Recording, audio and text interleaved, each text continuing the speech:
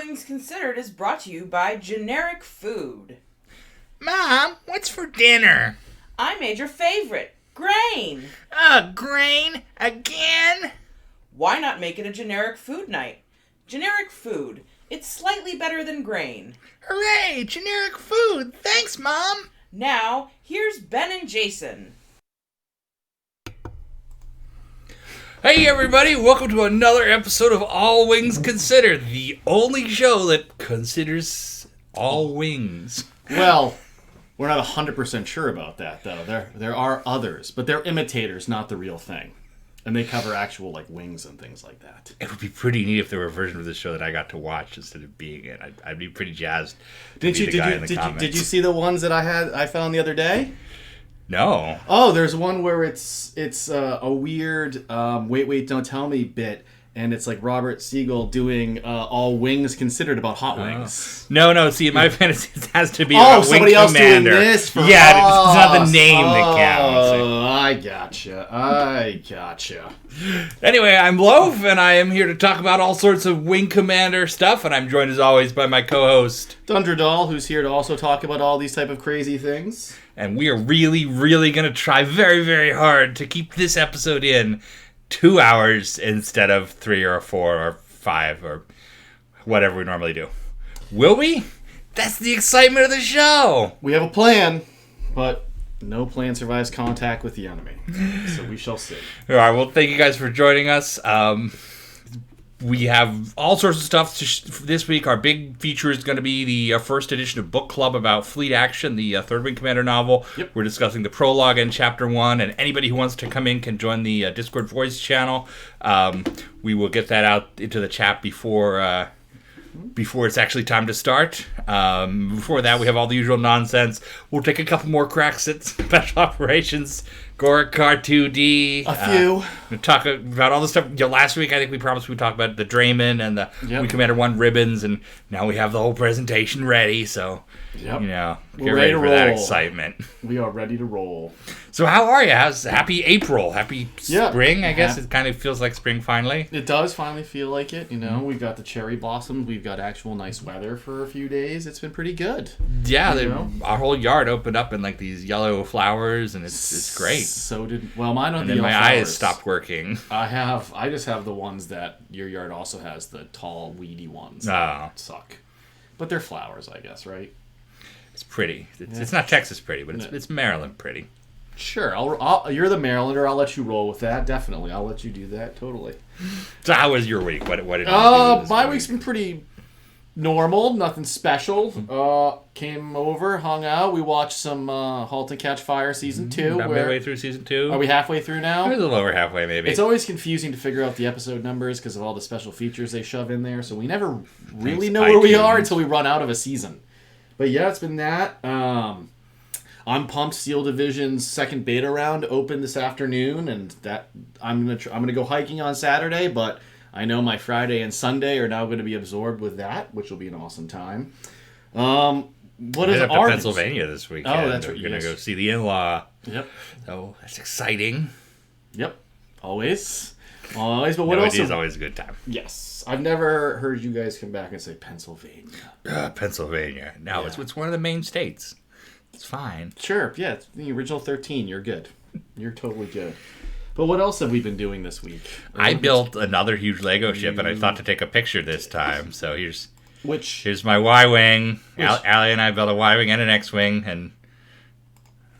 I just want to say, having seen the Y-Wing up close, that a picture does no justice to the 25 million small parts you have to do. Because I guess the original Y-Wing, that was incredibly greebled. It was because it wasn't the hero ship; it was the background one. So they put all sorts of little random gadgets and knickknacks on the model. So now, when you have to recreate it in a 3,000-piece Lego set, there you go. It's very frustrating. Just looking at it on Tuesday, I was insanely impressed. Just thinking, you guys did this in only that amount of time. But then we started talking about how Lego has changed how they do things now, right? You just divided by 13 different bags. Instead of opening every bag and sorting by parts. No, it's like an MRE now. Oh, there you go. We'll have to do that one day on the show. We'll find some good ones. Yeah, they had MREs in End Run. They were the self-heating. That's right. Which I remember thinking, oh, that sounds futuristic, but now I realize it's just a thing that exists. Yes, we can do MREs one day. I'll go down to an Army Navy store and grab us some okay looking ones. There are some that are good. There are some that you only eat to survive, and there are others that you give to a friend. I'm a friend. That's right. Yep. I know of several ones I'd be like, Ben, you should try this first and see how you like it. My other exciting thing this week is I ate this cheeseburger, which was really good. And I have a picture. Yes. Allie took this picture. This burger was so good. Ha-ha! It is it's barbecue, and it has onion rings and potato chips and coleslaw, and it was just really, really good. So, one of my top 10 burgers in my life this week. It happened this week. It was better than generic food, if you can believe it. Whoa, what, don't be putting down. Yeah, don't put down the sponsors. Okay. Generic food is good. Generic food is good. So before we jump over to the Afterburner slideshow and just talk about some random nonsense, I would just say we hit 150 subscribers this week, which is thank you, about 143 more than I expected we'd ever get. So that's pretty cool. Because that was all our close friends. Yeah, so thank you guys out there for making this show. In. I mean, my definition of a success for this show is that we get to talk about Wing Commander for a couple hours a week and have fun doing it, but people actually watch it. Neat. Yes, that's even better. They get to see what we do. I guess a lot of the time when we're hanging out, anyways. Except now it's more formalized and has presentations and slideshows. And that's really how I like to hang out, is with presentations and slideshows. You break out the old, oh my god, the slide viewer. I forgot what we used to call those things with the rotary wheel. The Kodak thingy. Yeah. Mm-hmm. Yep. He tells me all about his vacations and lots of pictures to Paris and all of that. Yep, that's what it is. Not at all. Our audio works, right? Yes, there you go. All right, let's get into it. All right, yeah. You're supposed to be cracking the whip and keeping this going. Well, we were trying to have our, we got to get our warm up going. So okay. That was good. All right, well, let's get ready to slideshow. You did it. It's got a slightly different logo. It's on fire. I rendered it in one of those websites that makes fire text. It may have been called firetext.com. Ooh. So we're still working on permanent art for our section headers and so on, because there's nothing permanent. I'm not an art man. I'm not an art man. I don't know art. But I know it when I see it. As they say in Freelancer, we have an agreement with us to do. There you go. Exactly. So what's our first presentation this evening, sir? Well, I'm going to start off by showing you a couple of pictures I found from E3 in 1996 by looking through the archive.org's earliest capture of the Origin Systems website. And sometimes when I'm feeling down and depressed, I will load up that old website. And unfortunately, they don't have the very first one, but they have a 97 one. So it's okay. It still brings you back to that, perfect time when I was 15 and everything seemed amazing. Yeah, so life was easy. I was looking through the old news and seeing what they captured, and I found this one article that was pictures from E3 in 96, which was, if not the first, one of the first E3s. And you can see what they were promoting. This is the one that captured me. The promoting Privateer. Did they have a 2 yet? No, I don't see a 2. No. You know what? There's a weird shape, but I think it's just the R.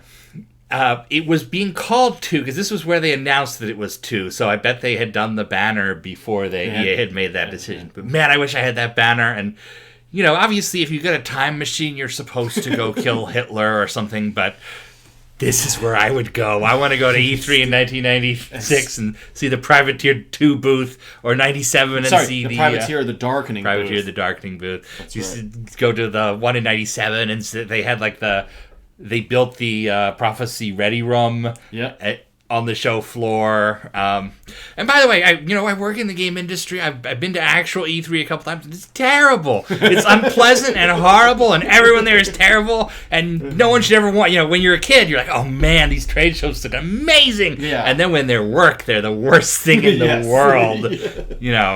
Yeah, my dad was always weird. I'm always like, we should go to Macworld Boston. And he would always be greatly resisting it. And I was never sure why. And then we It went. seemed so exciting when you were a kid. And Yeah, he was like, I don't want to go to this. And I'm like, Dad, but Bungie. Because the year we went, they had Bungie Studios had obviously their booth. But then Power Computing had a bungee jumping tower next to the Boston World Trade Center that made no sense. Because it's Bungie. No, it was Power Computing. Oh, okay. So it was the Mac clone. It was so weird. I was like, sure. My dad was like, you're not doing that. But what are you going to do? My favorite booth in recent memory was the Farm Simulator one where they built a barn and they had like AstroTurf everywhere and then they had like a tractor and a cow you pose with. It didn't sell me on Farming Simulator, but No. it was nicer than everything else. So that's the really exciting picture. We've also got Longbow. AH-64 Longbow, the first product of Origins Skunk Works, they called it, the Jane's team that was in Austin. And last, and arguably least, no, not least, because they're our friends, Ultima Online. Look at the Ultima Online booth in 1996.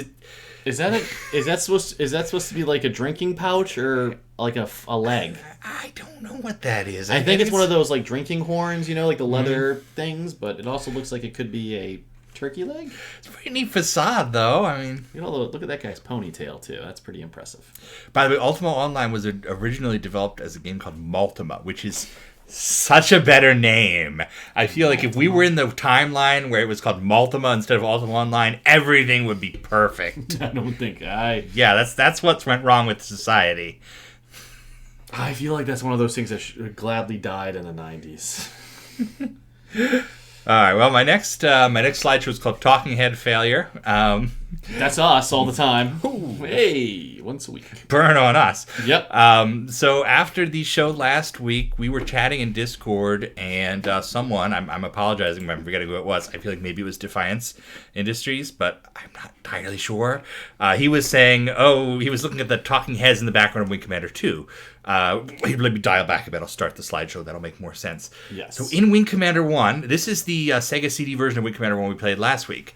And I brought this up because I noticed that the background heads in Sega CD edition of Wing Commander 1 were totally redesigned. They look very similar to the original, but they've been repainted. And if you compare the people in the background to the original, they've taken the original art and they took deluxe paint or whatever was a big deal in 1994 and they painted over it. And you can see like they added a cigar, so that's supposed to be Hunter. In fact, I think it may have been supposed to be Paladin originally, but you can see it's different. So we've been chatting about this on Discord, and someone, again, I think Defiance Industries, but I'm not 100% sure. I forget, yeah. Mentioned them from Wing Commander 2. Wing Commander 2 does the heads a little bit different. That's not a static background. It's a layer of these generic heads. It has a bank of 10 generic heads that it can pull from.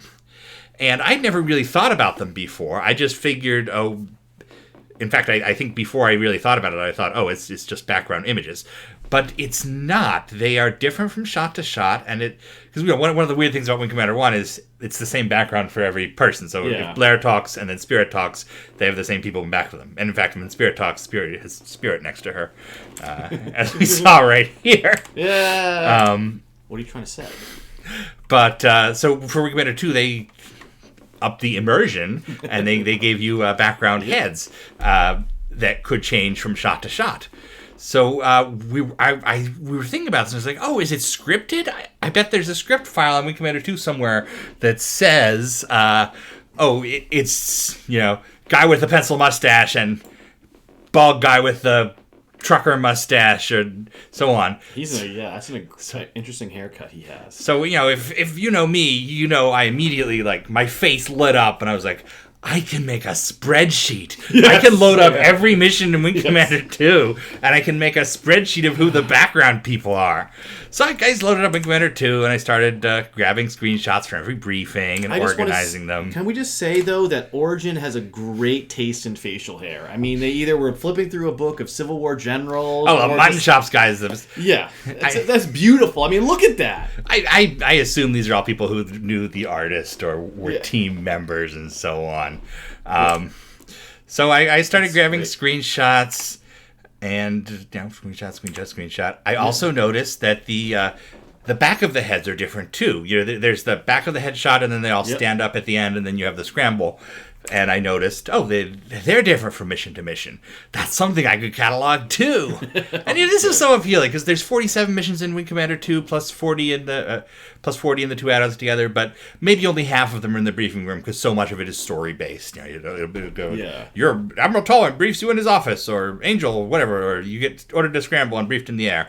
So I figured, it'll be really fun. But unfortunately, here Jazz ruins it. I played this mission twice, which was Gwynedd D or even A, I forget which. But it's random. No, so I couldn't make a spreadsheet. Still, look at that facial hair he's got, though. That's a sweet handlebar mustache. But as a condolence prize, here are the 10 background people. Hello. This one I took. So 4 of these have actually been borrowed for other purposes. 2 by me when I did Star Soldier for Wing Commander Arena, and 2 by Special Operations 2, which took them and made characters out of them. So this lady got turned into Amazon from Wing Commander Prophecy. Okay. This guy's never seen again. He should be, though. This guy got turned into Crossbones in Special Operations 2. Yep. And this guy got turned into Talon, the other one of Maniac's squadron. It was Maniac, Minx, Talon, and Crossbones. And Talon and Crossbones are the less important ones. I think Talon dies pretty quick. Spoiler warning for next week. Next week? Aren't you being aggressively hate? I'm going to get it this time. We've come up playing. Wow, that's like Bear's cousin? It's Bear's cousin. This guy John? I took for Star Soldier and used him as Kevin Tolwyn because he seemed like a... Yeah, he does seem like a Tolwyn type guy. Tolwyn-y. Like, he gives you the vibe of like a Cary Grant almost, like that 1940s actor a bit. Dashing space hero. There you go, yeah. So, that guy. These are the background men and women of Wing Commander 2, and now you've met them all. Hello, sirs. All right. So the one big thing, we talked about 2 big things last week that I was like, producer, write these down. Yes. And to our credit, he did write them down because I forgot. We love Michael, that's why. Yes. So he explains the things to us. The first one was comparing the different appearances of the Drayman. Yes. Which you may have noticed. Yeah, we've talked about Draymans a bunch lately. Drayman, Strawmans, however I like to butcher it. What is a Drayman, first of all? What is a Drayman, sir? Oh, I was going to give you a chance to answer. Oh, I was going to ask you. Well, I figured I should ask you. Okay, so... I would just say it's a transport, and you'd say, well, yes, Jason, that's correct. But let me tell you 10,000 other amazing details. Historically, what is a Drayman? Historically, what's a Drayman? I have no idea. Now you put me on... I didn't know we had to study for this. It's the guy who drives the Dray cart. Oh, yeah. These days, it literally is just someone who delivers booze. Yes, we did talk about this now, I remember. But historically, it's someone who drives a dray, which was like a flat... flat freight container that would be driven by horses. What are they? Oh, and what do they call it in Europe? That it starts with an L. Lorry. That's just a truck. Isn't that the same as a Drayman? I think a Drayman is a specific like flat horse-driven thing. Yeah, but isn't a lorry? They have the flat horse-driven thing too.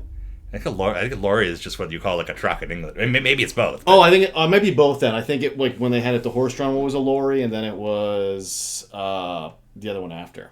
But anyways, we're supposed. Oh yeah, we're moving fast. Move. Okay. Oh no, what do we do? There we go. Okay, there were so many pictures of Drayman that took. I know. I paused for a second. I freaked out. What if we didn't get to see Draymans? Drayman. I think is the plural. Man with an E, yeah. Yeah. So here's the original Drayman from Wing Commander 1 with, this is the concept art that the 3D model was based on. And here is the actual sprite sheet.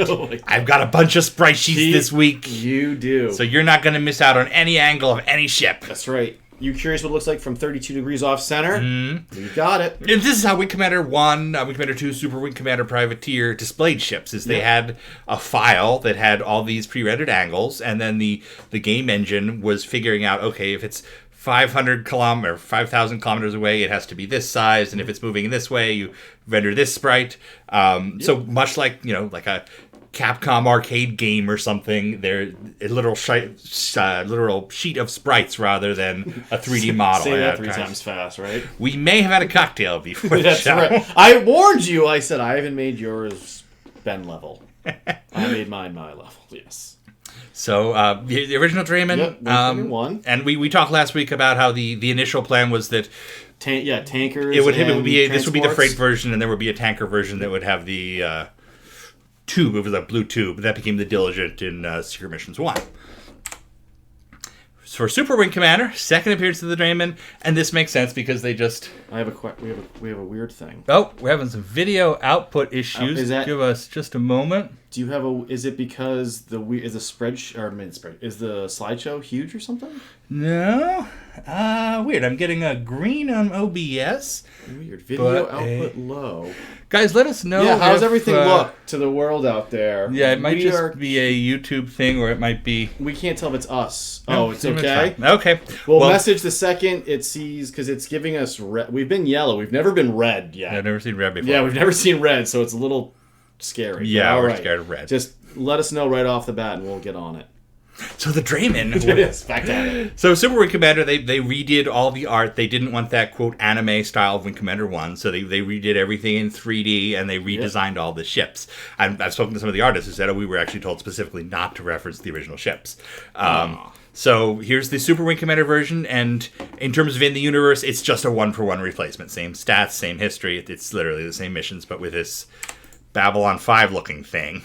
To put it politely. Yes, that's not what I described earlier, but yes, it is slightly Babylon 5-esque with the giant ring thing. Yeah, it looks butt pluggy, I guess, but we won't go there. Yeah, I mean, that's what I was going to say earlier in the chat, but I used other words, but yeah. But classic sci-fi Taurus, space, not Taurus, it's the other one. Anyway. Redesigned Drayman for Super Wing Commander, and here's a high-res version from the source models, thanks to Captain Johnny's 3D package. Next appearance of the Drayman. Do you know the next appearance of the Drayman? After which one? I'm sorry, I After was trying to Super go through our Commander. stream to make sure it looked okay. Okay. After Super Wing Commander would be Privateer.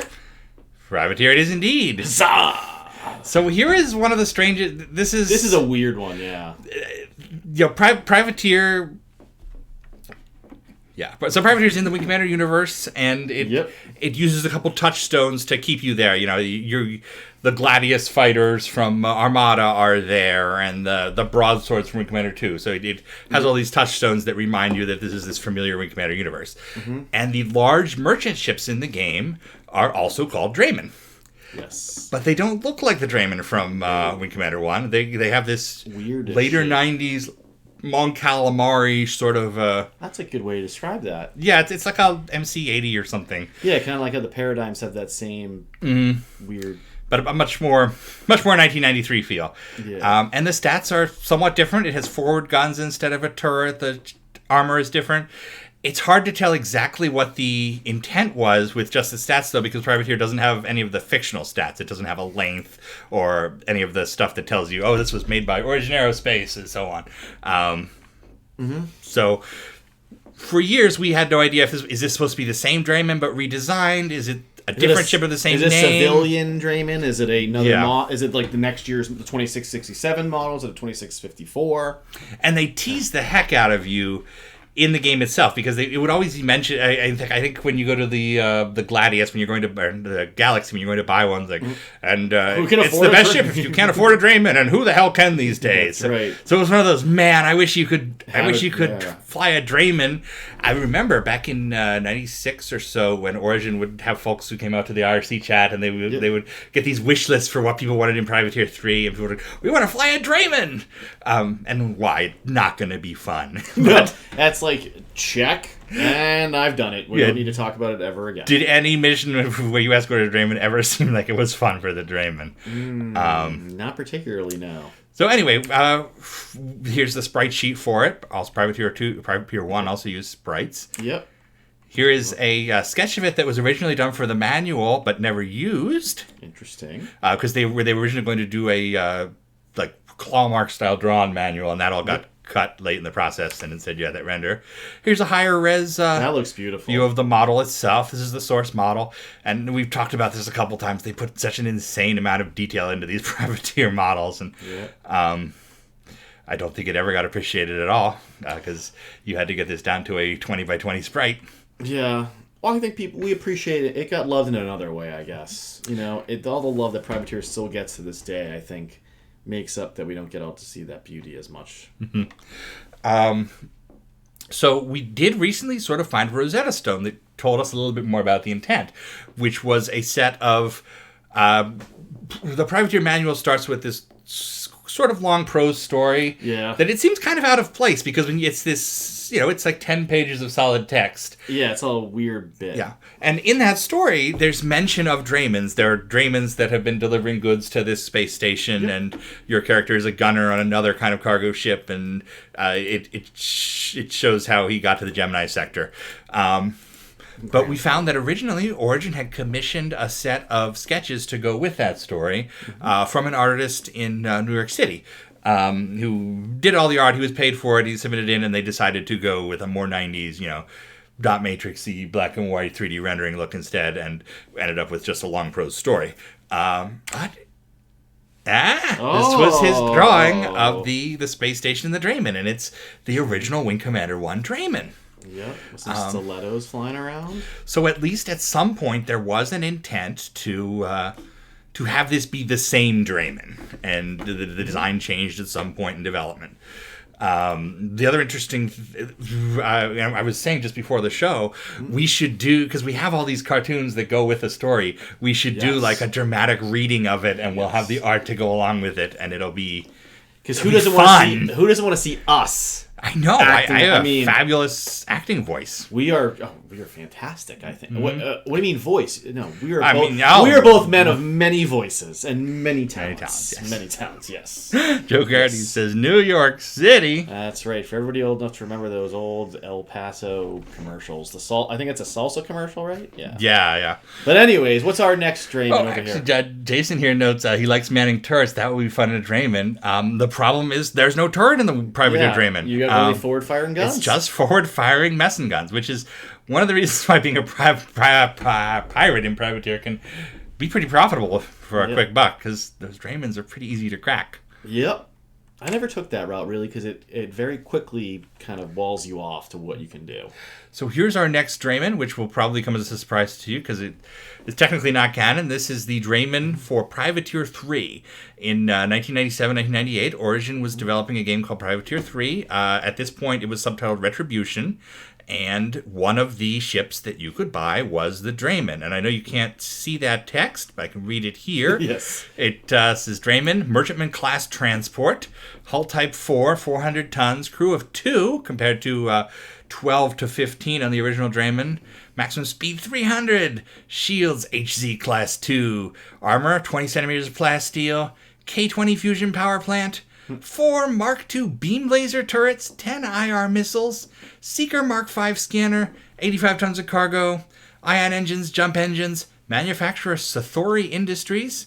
Cost 344,000 credits, which actually fits in with the Privateer pricing scheme pretty well. That's a little over twice as much as a Galaxy. And their design notes for this were moderate expense, lightly armored with fair shields and power plant, no heavy weapons and low cargo space, no afterburner. Summary: if you're looking for a durable, basic small cargo freighter, this is the ship for you. The workhorse of the Confederation, Sathori have been in use for over 80 years. Their basic style have been replicated over the years by dozens of shipyards in countless systems and renamed, but the basic durability of the design shines through. Not particularly fast, it's based on a Type 4 hull, which means it can be outfitted to house some decent firepower, power plant, and shields if necessary. And the image you're seeing right here of it is from an internal pitch document. The team would have to put together this fancy, basically to sell the game to Electronic Arts, because they had the purse strings. So you would have to do a big presentation, just like for school or something. You would have to do this fancy presentation with handouts and videos and so on. And you wanted to show that the team had this idea of how the game was going to work, and the mechanics and the history, and bring you into the lore and so on. So this was the fourth Fourth, a largely forgotten Drayman, and there are actually a bunch of screenshots of it that have survived. Here's a blueprint style. That's quite nice. Just the hull. It's very reminiscent of the Wing Commander 3 and 4 type transport with, parking modules on and off and things of that nature. Yeah. Moduality, however you say that? Yeah, modularity. Thank you.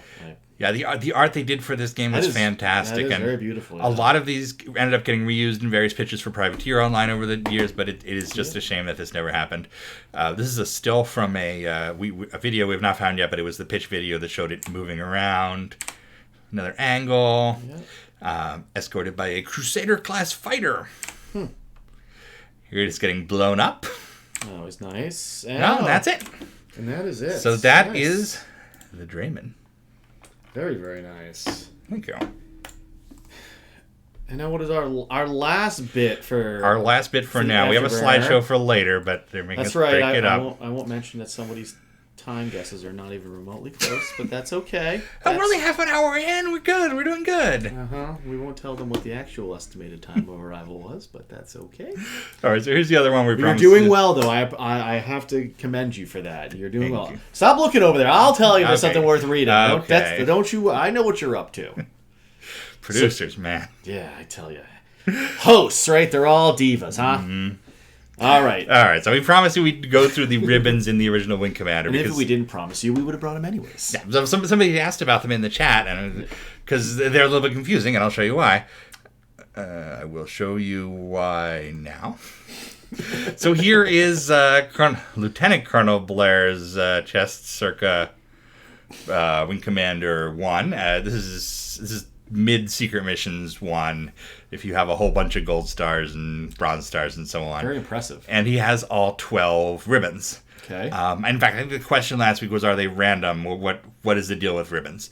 Because in actual real life, a ribbon represents a medal usually. So it represents a medal that you're wearing, or represents a campaign, or there's a variety of reasons you can have it. Yeah. But in Wing Commander 1, they're more like achievements. So your medals are separate from your ribbons. And Claw Marks has this very, very unhelpful artwork, because Claw Marks is printed in black and white, and it has the ribbons in black and white. And we're supposed to be able to identify from these. Hold on, Sure. These are campaign ribbons, I believe, but let me make sure. Yes. These are graduation service ribbons, so that's one for that you graduated the academy, one for that you graduated the academy, one for that you graduated flight school, and one for that you are part of the Vega campaign. So after your first mission in the Vega sector. Gotcha. Yeah, the campaign ribbon, of course. And interestingly, the first two are essentially lore based. If you load up Wing Commander 1 right now and you check out your medals, you're going to start with the first two of these. Second category of medals is these are the achievement style ones. 5 kills, 25 kills, ace of aces, and then 5, 10, and 15 mission ribbons.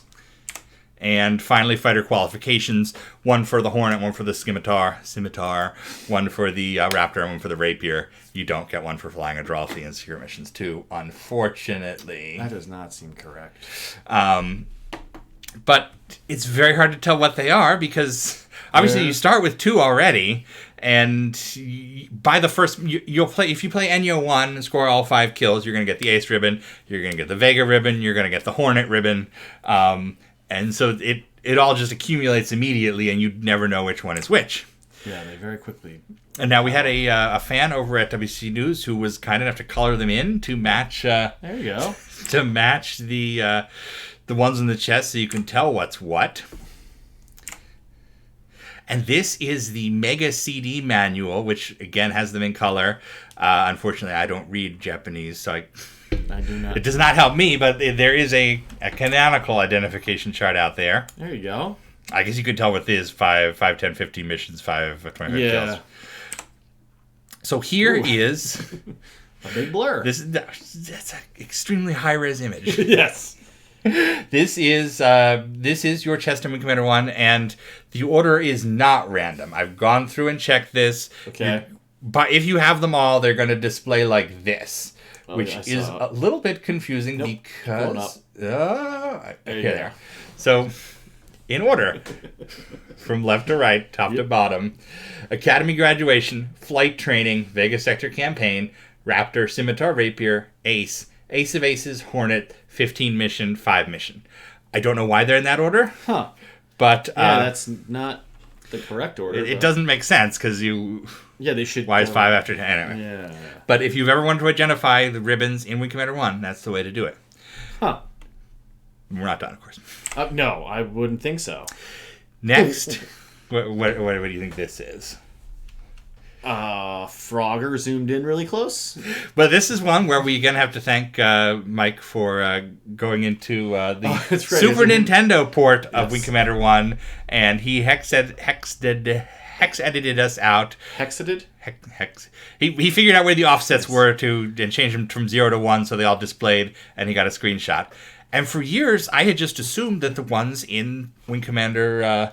I assumed that the ones in Wing Commander 1 Super Nintendo were the same. But it looks like what has happened is... Well, they've modified them a bit? Well, see, they took this original view... Yep. And they've interpreted, like, a shadow as a weird square. Color, I see. And there is, in the Japanese Super Famicom release of Wing Commander 1, it has this chart, which I always thought was just kind of bullshit, because they don't match the ribbons in the game I knew. And it's not even how you would ever have...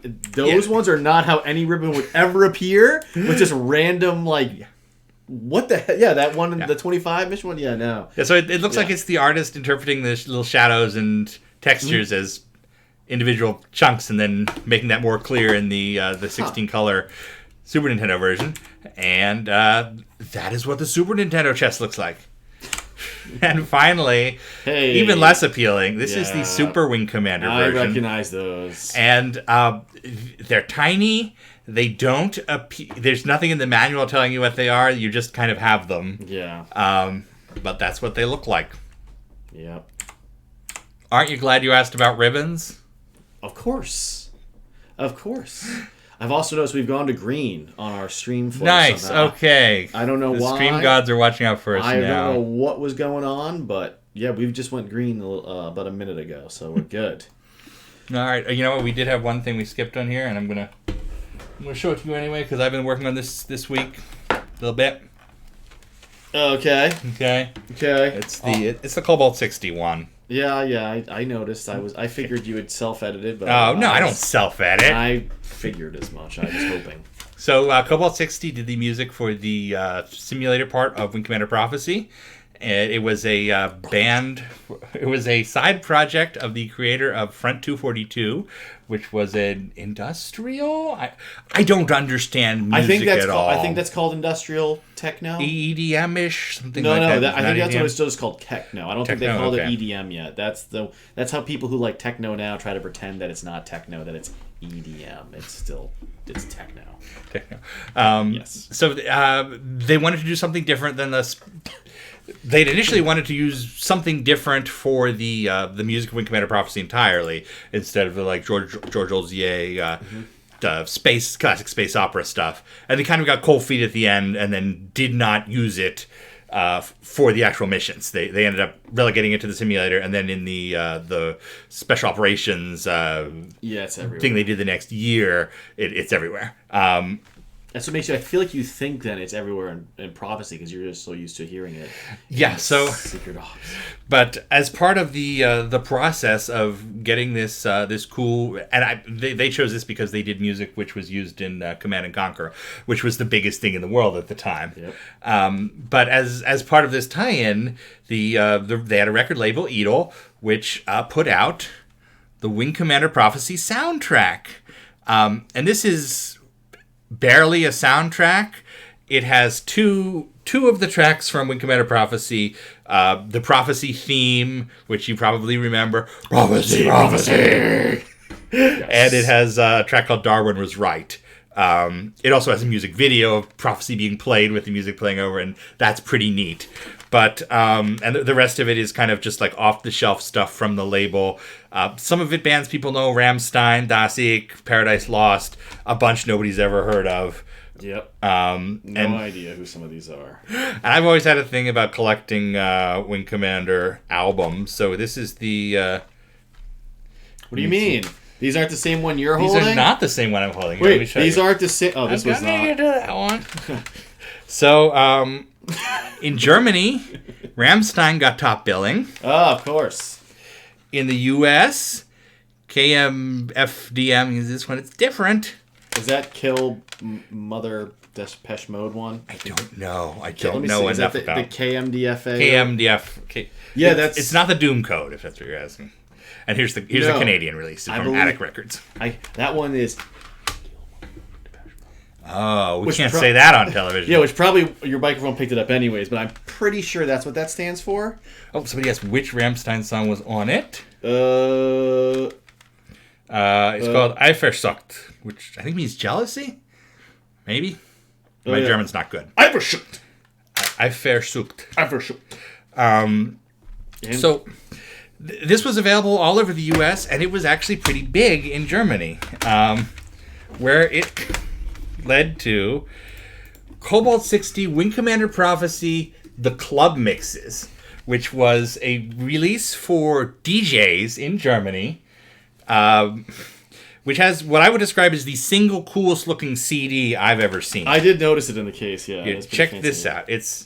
It's one of the energy sucking ships from Wing Commander Prophecy, and the CD is Lamprey. clear because it has 4 tracks, 3 of which are different. What do you call it when you remix a song? Remixes of the Wing Commander Prophecy theme. So, in this amazing and weird and terrifying world, there is a DJ exclusive Wing Commander Prophecy single CD with 3 different versions of the Prophecy song. We will spin that one day. We will absolutely do that. We have to run it through YouTube to see if we get in trouble for. Oh, I meant spinning it. We're gonna go Oh, up to the deep. We'll Oh jump- yeah, we'll set it downstairs. We'll have a prophecy party. That's right. Yeah, It's yeah. prophecy party in the Zocalo. That's right. The Zocalo. We'll have to.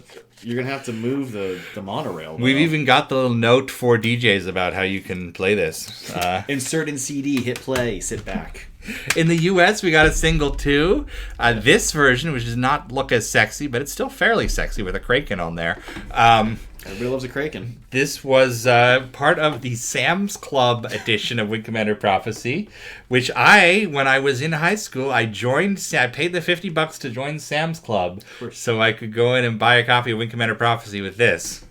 All right. So that's how it was for years and years. Oh, one more. Cobalt-60 had an album that year called 12. And if you got the limited edition of 12... Probably the number of copies it sold. Yeah. Good burn. Thank you. You got a second CD that was more Wing Commander Prophecy music. Hey, prophecy. So- At least that's gonna get Motley Crue out of my head, so that's good. Oh, yeah, this guy has Motley Crue stuck in his I don't head. know why. He's not one to talk about No. music taste. Yeah, no. I even had it on earlier. No, I don't have taste. It's just stuck in my head.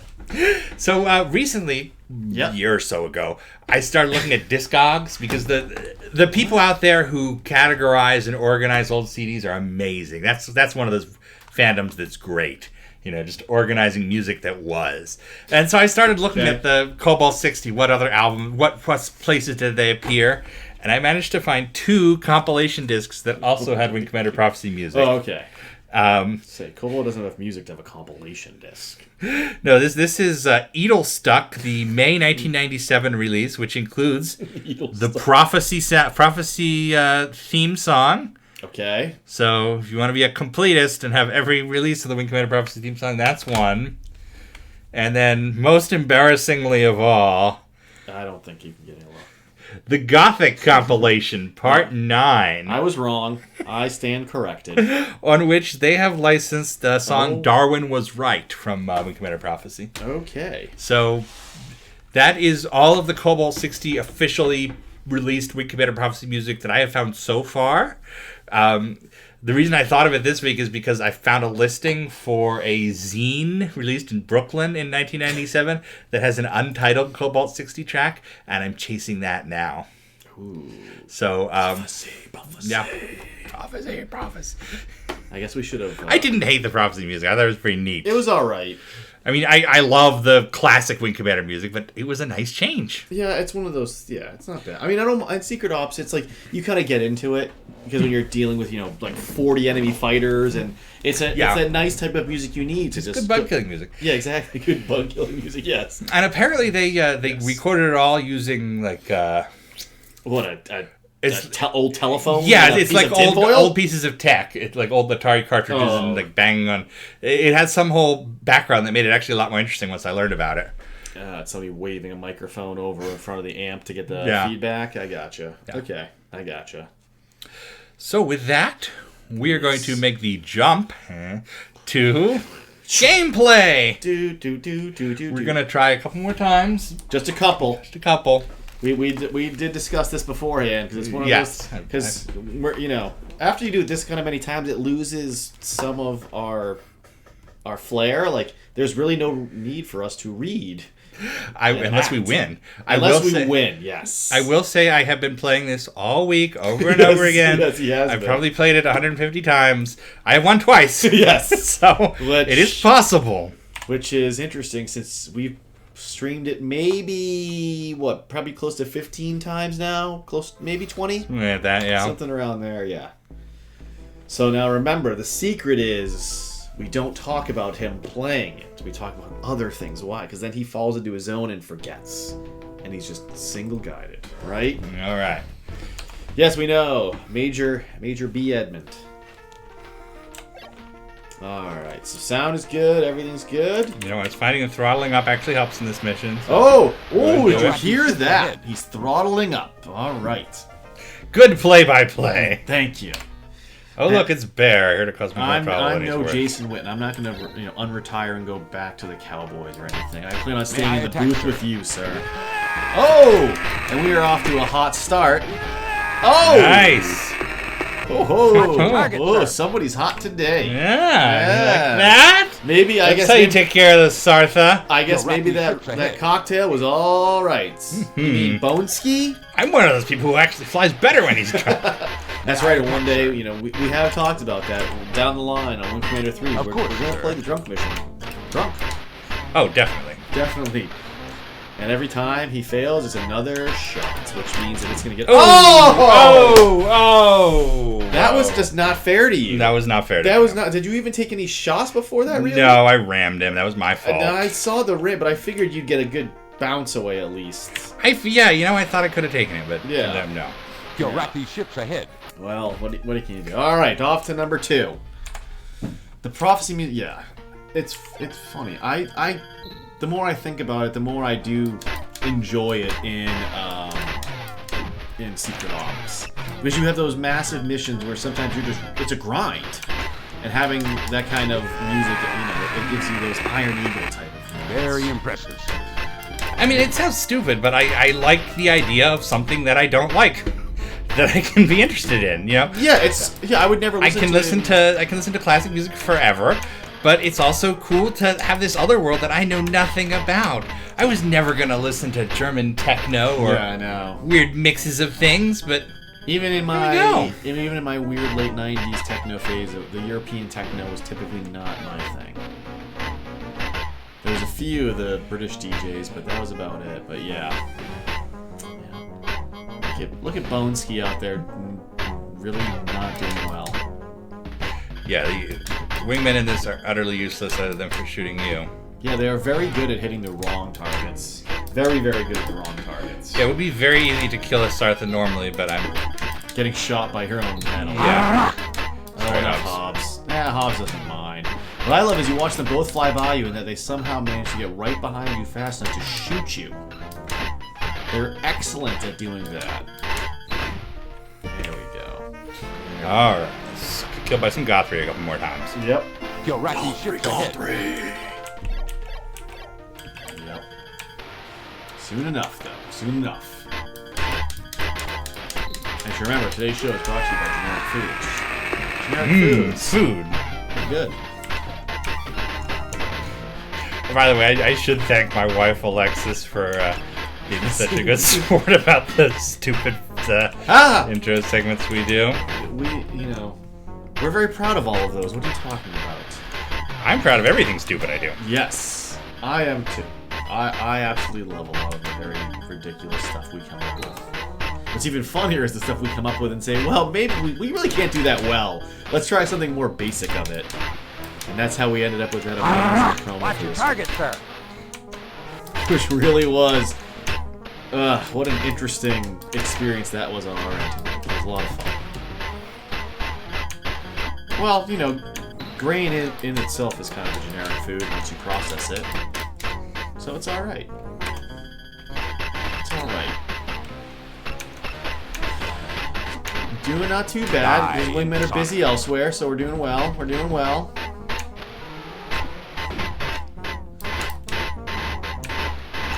Got a lot of pew-pews going on. Somebody far away is very much unloading. There we go.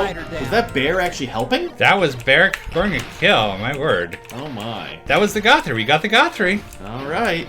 Okay, let's get killed by a phase transit cannon. Just a few AMGs right to your face. So I guess this is where I gotta be the Rio. Actually, no, there's no Rio. Well, you're in the regular Saber version. Oh shit, somebody got a hit. I like how you're acting like that's a bad thing. Turning to base, sir. Join Oh my Oh my god! god! Oh my god! Oh! Okay. Steady as she flies. Okay, let's not get too excited about Let's this. calm down. Everybody's cool. Everybody cool. It's okay. It's okay. Cool. She didn't notice. She didn't notice. It's okay. Okay. It's okay. I'll just start talking again about sabers, and this is not the saber that has the Rio. This is the single seat version with just the rear turret gunner. This is a Concordia Okay, got a hit. or a I think. the Wing Commander 2 model. Yep, you did, sir. Good Oh my hit. god, we're one torpedo hit away. All right. Okay, nobody. Nobody breathe. Nobody breathe. Hey, you know, this is like we've talked about this a lot on the stream. This is one of those missions where it's not about being Totally locked yeah, on it's this. not hot or cold. It's not like I need to take a step back from this. It's you just gotta. Come on, baby. Oh my god. Oh my god. Oh my god. Number two. Number two. Number two. Number two. PC name, we're waiting on a stress beacon. What is your situation? My wingman ejected. Search and rescue is on the way, PC name. Continue your mission alone. Great job. Affirmative. PC name out.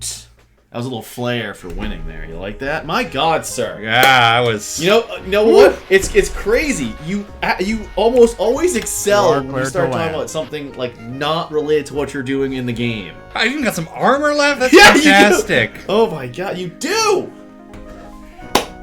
That was great. That was we had a lot. It's over. The long national nightmare For a is second, over. I thought you had an Astro clearance and you were about to ram it and be like, you did not just end it by crashing.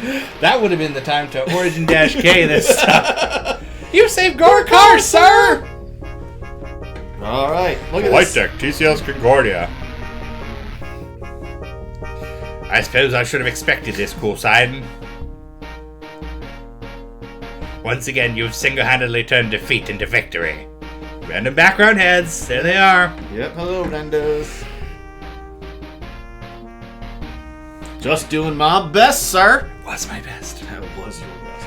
And we've just received reports from Netanya, Karak, and Sharia.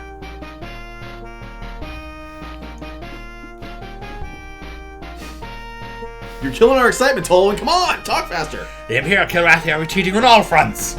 Huzzah. Yes, we did, Michael. Yes, we did. We've struck a major blow against the Empire today, callsign. Yes. As the Confederation fleet routs the Imperial forces from Olympus Station and Gorakar. The human and rebel defenders share in this moment of triumph. Meanwhile... Oh. Karathi Battle Command, Halas System, Memshrak Sector. What news of the war, grandson? We successfully deceived the Terrans, my Emperor. They diverted their Enigma Sector fleet to prevent the destruction of Gorakar.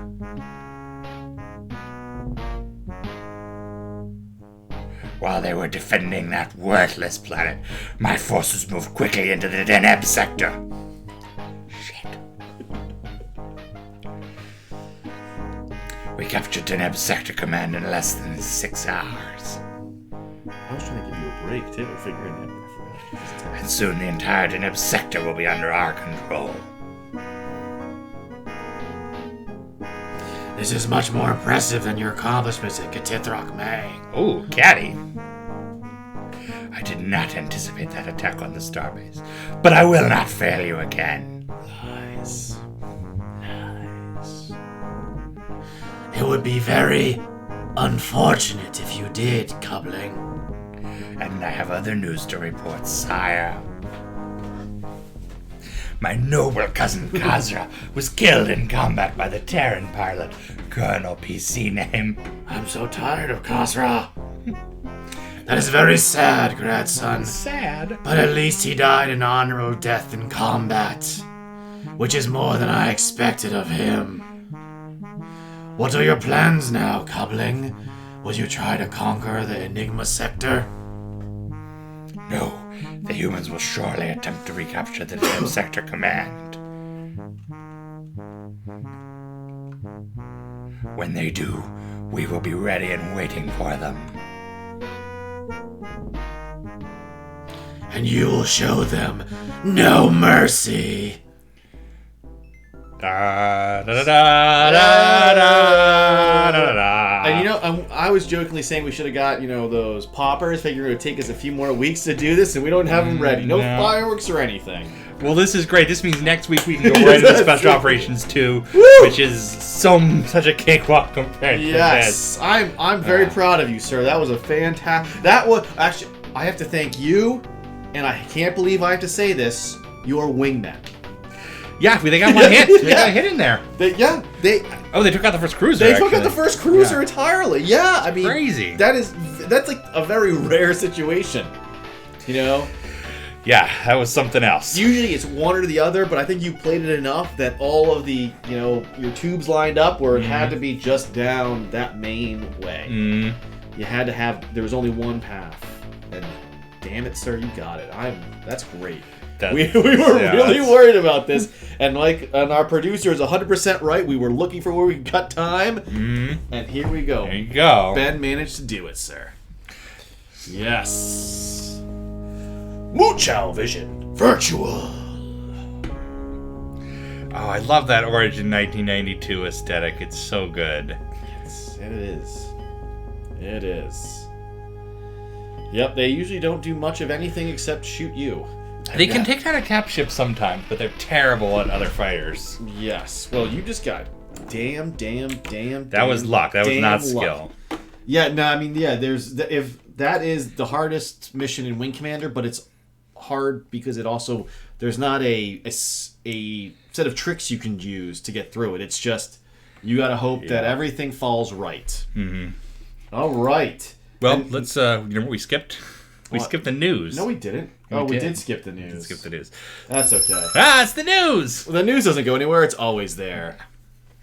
First up in Wing Commander news this week, Air Pirate Ninsai has an update to his RC Hornet. Can you tell what it is? Some stingers? Some stingers indeed. It's got a couple of laser cannons added to it now, and he's posted the plans for those so you can make your own.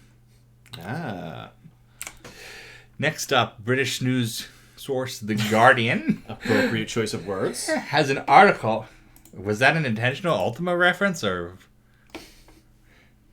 No, me? It wasn't. No, me. I was making it. I enjoyed your choice of words as not calling it a news. Oh, I thought it was The Guardian because of all. Okay. No, sir. You know me. Anyway, they did one of those listicles about strange cameos in video games, which included Mark Hamill in Wing Commander 3 and Tim Curry in Red Alert, which is like a hip thing right now. But he was also in Wing Commander 3. He was Melek. Yep. That's and their description is 10 years after Return of the Jedi, Luke Skywalker Hamill made his on-screen video game debut in this science fiction epic from Origin Systems. Blah, blah, blah, blah, blah. Why aren't you using your British voice there, sir? Well, you know. Yes, we know.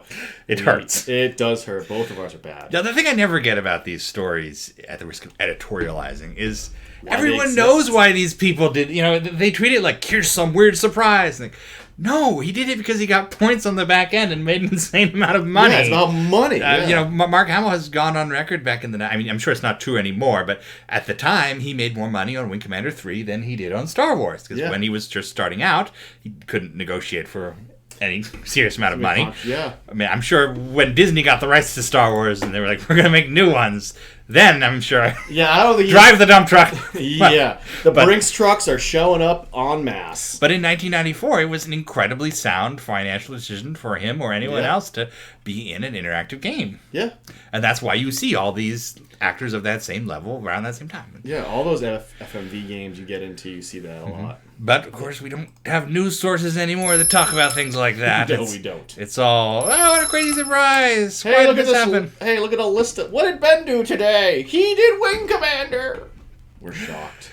And our third story, which actually is a bit of correction from the website, is a comparison of early Privateer 2 ship designs versus the final one.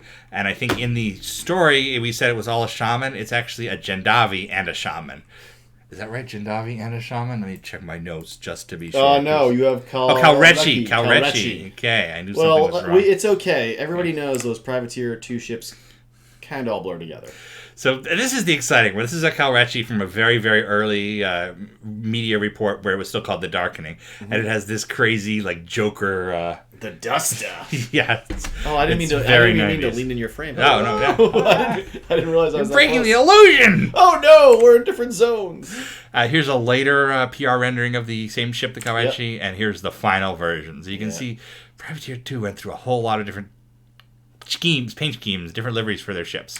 Here's the shaman, early shaman with a similar shark mouth in the early screenshots, and there's the final one, which is the one we all know. We all know and love. So one thing we're going to do to help prevent Privateer 2 ship confusion in the future, which obviously is a serious issue facing America today, is we're going to start going through the different Privateer 2 ships, one per episode, and we're going to make sure we learn it and you learn it, and we're going to do all 18. It's going to be great. Sure. Not this week, though. No, not this week. Definitely not this week. So next up this week is... No, not that one. Not that one? Oh, Cargo Bay. Oh, okay. I am all over the place. No, know what? I like it. You're so nervous about me yelling at you for time that you're trying to be faster. Yeah. I'm not cutting content, though. I'm just being really fast. You are. It's all right. All right. Time for the Cargo Bay. We're doing all right. Now, this is an interesting Cargo Bay. They're always interesting, actually. Thank you. We should really just record ourselves doing that. We absolutely should. We do such a great dumb job. I actually went back to Wing Commander 2, and I'm going to record that, and I'll get the Foley sound or whatever. And there's none. There's no sound when you just imagine there is looking back. Yeah, because you just assume that it should make that sound, because that's the sound that does happen. All right, so we've got some magical nonsense this week. You want to? Yeah, let's start off with that one. Start with the big boy. Start off with the big boy. It's really not Wing Commander related, but no, it is. It's the. Let me just. Yeah, we'll put her here. It's the most generic Thrustmaster of all time. So this is a Thrustmaster I had never seen before. Popped up on eBay, but it's clearly like the old Thrustmaster box from even before they had to deal with Origins relationships. This is their old color scheme too. All their old documents used to be that weird dry orange. Yeah.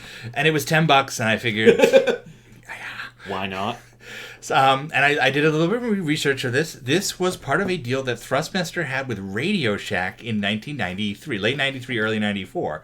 So Thrustmaster signed this deal with Radio Shack where Radio Shack would... back then it was a big deal to get a distributor like Radio Shack buying your goods and selling them. And so they got this... Sorry, wrong way. Radio Shack said, we will sell Thrustmaster products, your high-end joysticks, but we don't like the fact that they're only for right-handed people. So Thrustmaster said, okay, well, we'll do a limited edition joystick just for Radio Shack stores, and it will be the FCS EX. It's the same internals as their FCS stick, same buttons, but it is ambidextrous. Yay. And it actually looks kind of like the stick that you have in Wing Commander 1, the little sneaky one. Stinky. There's just, look at that, 3 buttons, a hat, and a trigger. Mm-hmm. So, left-handed people, huzzah! I took your joystick. And then, right, look at it. It even lets you know, just in case, it can function as a simple joystick if I would actually no. I do not want to see what the thrustware commands for this thing are. It's the same. It's identical. Oh, I'm sure, but it's like 2 lines compared to 3 billion for the other ones, right? Okay. Well, So, also in Thrustmaster Mountain is now just about complete. video game controller news, last week we played Wing Commander 1 for the Sega CD. Good segue, me. I know. So- but that's a game controller too, is what makes me laugh. I know, that's what I'm saying. It's an additional game controller. So, and we played it emulated on a keyboard, and I was saying, I really want to do it with the actual hardware. And our producer Mike said, oh, well, you can actually get something called a Mega Drive controller adapter. Oops. Available on eBay. Show that to them. Sure. Which it just converts your. You hit. Now we can't even see. You gotta fix your button there on your screen. You're hiding us. There we go. It's Just a little Mega USB Drive. dealie that you plug into your PC, and then you get your original 6-button Sega CD controller. Sega. And it works just fine. So when we revisit Wing Commander 1 Sega CD in the very near future, you will no longer hear loud clacking. You'll just hear kind of Well, no, you'll regular hear, clacking. You'll hear us clacking instead Yes. of that. Yes, totally. All right, next two are more Wing Commander-y directly. Yep. This is a big reveal. Should I? Big reveal. No, it's not actually a reveal. I mean, it is actually a reveal. It's the manual for Wing Commander 2, which would have been included in a Reveal CD-ROM multimedia kit. Ooh, interesting. So if you... I have this manual, but I don't believe I have a reveal one. yeah, there are a bunch of different colors. I have a blue one. Reveal was kind of like I think it was MPC's brand, and they were much cheaper. You could get a Creative Labs kit with a Sound Blaster and a fancy CD. This was like the super discount one, Reveal. And they sold 1 million different SKUs, and they had Wing Commander 2 and Privateer licensed at different points. And it's just the classic manual in their wrapping. And a reveal. And you'll often see the CDs for the Reveal Wing Commander 2 on eBay. Okay. And they have it says Reveal Revision A whatever on the physical CD. So if you ever want one, they're out there. Interesting. But here's my really exciting one, which I really jumped at. This is the program. It's gonna be hard to. Sorry, there's gonna be some glare. So in Japan, when you go to a movie, you get a program, like a physical playbill. And Like a graduation. well, if you go to a play, they give you a thing. It's like, oh, here's like a graduation, I guess. Yes. So you can take it out and show the I inside. was gonna say this is huge. It's very large. Like this is like It's huge and it's colorful and it is just very seems bright. like more than a random American movie that was imported months later would really deserve. But it's it's large and it's got all sorts of information and text and the cast with headshots and it's pretty neat. And they do this for every single movie. I'm gonna bring her in. And the Sorry, guys. one of the guys who worked on Wing Commander Academy, the TV show, he was very kind. He invited me to come check out his artwork at his house in Los Angeles about a year ago, and he was telling me about how they do this in Japan, and he collects them. And so ever since then, I'm like, oh, can I find one for Wing Commander? I've kind of been looking around in the back of my head, and finally one popped up on Japanese Yahoo auction, and I was really happy to get it. And that is an insane little piece of. Yeah, it's crazy. I mean, I'm just blown away by the sheer. I mean, you're handing out these to people walking in the theater, and it's It's big. it's huge. Yeah, it's what? It's like 12 by 18, maybe. It's not small, And in fact, we actually have these in the U.S. now. and it's amazing that it's not folded. It's perfect. Yeah. It's very nice. There's actually a company called Movie Bill, which I only know about because my brother is their senior editor. My brother Clyde, his name is Silas. Sorry, no, you don't. No, you don't have a. No, I don't have a brother. No, your brother has a friend named Clyde. Yeah. He's a doctor. No, so he does an American version that's called Movie Bill, and they do them for particularly important movies, big Marvel movies and whatever. And they're all AR. Is it AR? So you scan it with your phone, and you see like 3D Iron Man walking around. Oh, I have no idea. It's the way of the future. But I'll trust you on that. You're my future man. Anyway, that's our cargo way for this week. And remember, like on Monday, you were like, "Oh, do you have anything for cargo way?" And I was like, "Nah, there's not gonna be anything this week." Well, no, one. We were like, "Oh, I guess we'll just have to show the crappy Thrustmaster," and we were both like, "Well, at least it'll be like a minute long. That's good." But hey, we're chugging. We're good. We're good. I mean, we're goodish. Goodish. Yeah. Well. Until now, because it's time for the book club. That's right. So we need to switch all our book club. Are you gonna? Oh yeah, I'll do the whole intro and talk about the book and so on. No, I'm at the. Oh, you want to see? Okay, we're gonna air the promo we did for this show. We're very proud. Oh, yeah, we are proud, and we kind of screwed it up when we uploaded it to YouTube because we had the low quality one. So here is the very stupid promo. Amazingly stupid promo that you and I did for this week's episode. Enemy Rolotha on radar. Locking. Got a successful lock. Lock good. Torpedo tracking. 10 seconds to phase shield break. Come on, baby, hold together. Incoming rounds. 5 more seconds. Ramping up. 3, 2, 1. Lock. Get a good lock. Torpedoes away. Torpedo in the water. Laser tracking. We got him. Good hit. One Rolotha. Good hit. All hands, this is Admiral Tolwyn. I have just received the following communication from C Confleet. It reads, to Tolwyn, commanding Task Force 45. Armistice agreement and ceasefire has been reached with Kilrati Empire to be effective upon reception of this signal. All offensive operations to cease immediately and to withdraw to navigation point detailed below. Repeat, all offensive operations to cease at once. Fire only if fired upon. Signed Noragami, commanding Confederation Navy. That is all. Peace with the Kilrathi? This can't be right. You'll have to check out the next episode of All Wings Considered to find out what's going on. This week we'll be reading the prologue and the first chapter of Wing Commander Fleet Action. And you can join in on the conversation via Discord voice chat during the show. We'd love to hear what you think. So tune in Thursday, April 4th, on or about 7 p.m. to join in the action. The Fleet Action. Oh, nice. That was an ad-lib, too. Yeah, you like that? Yeah, dude. Now you gotta add all that.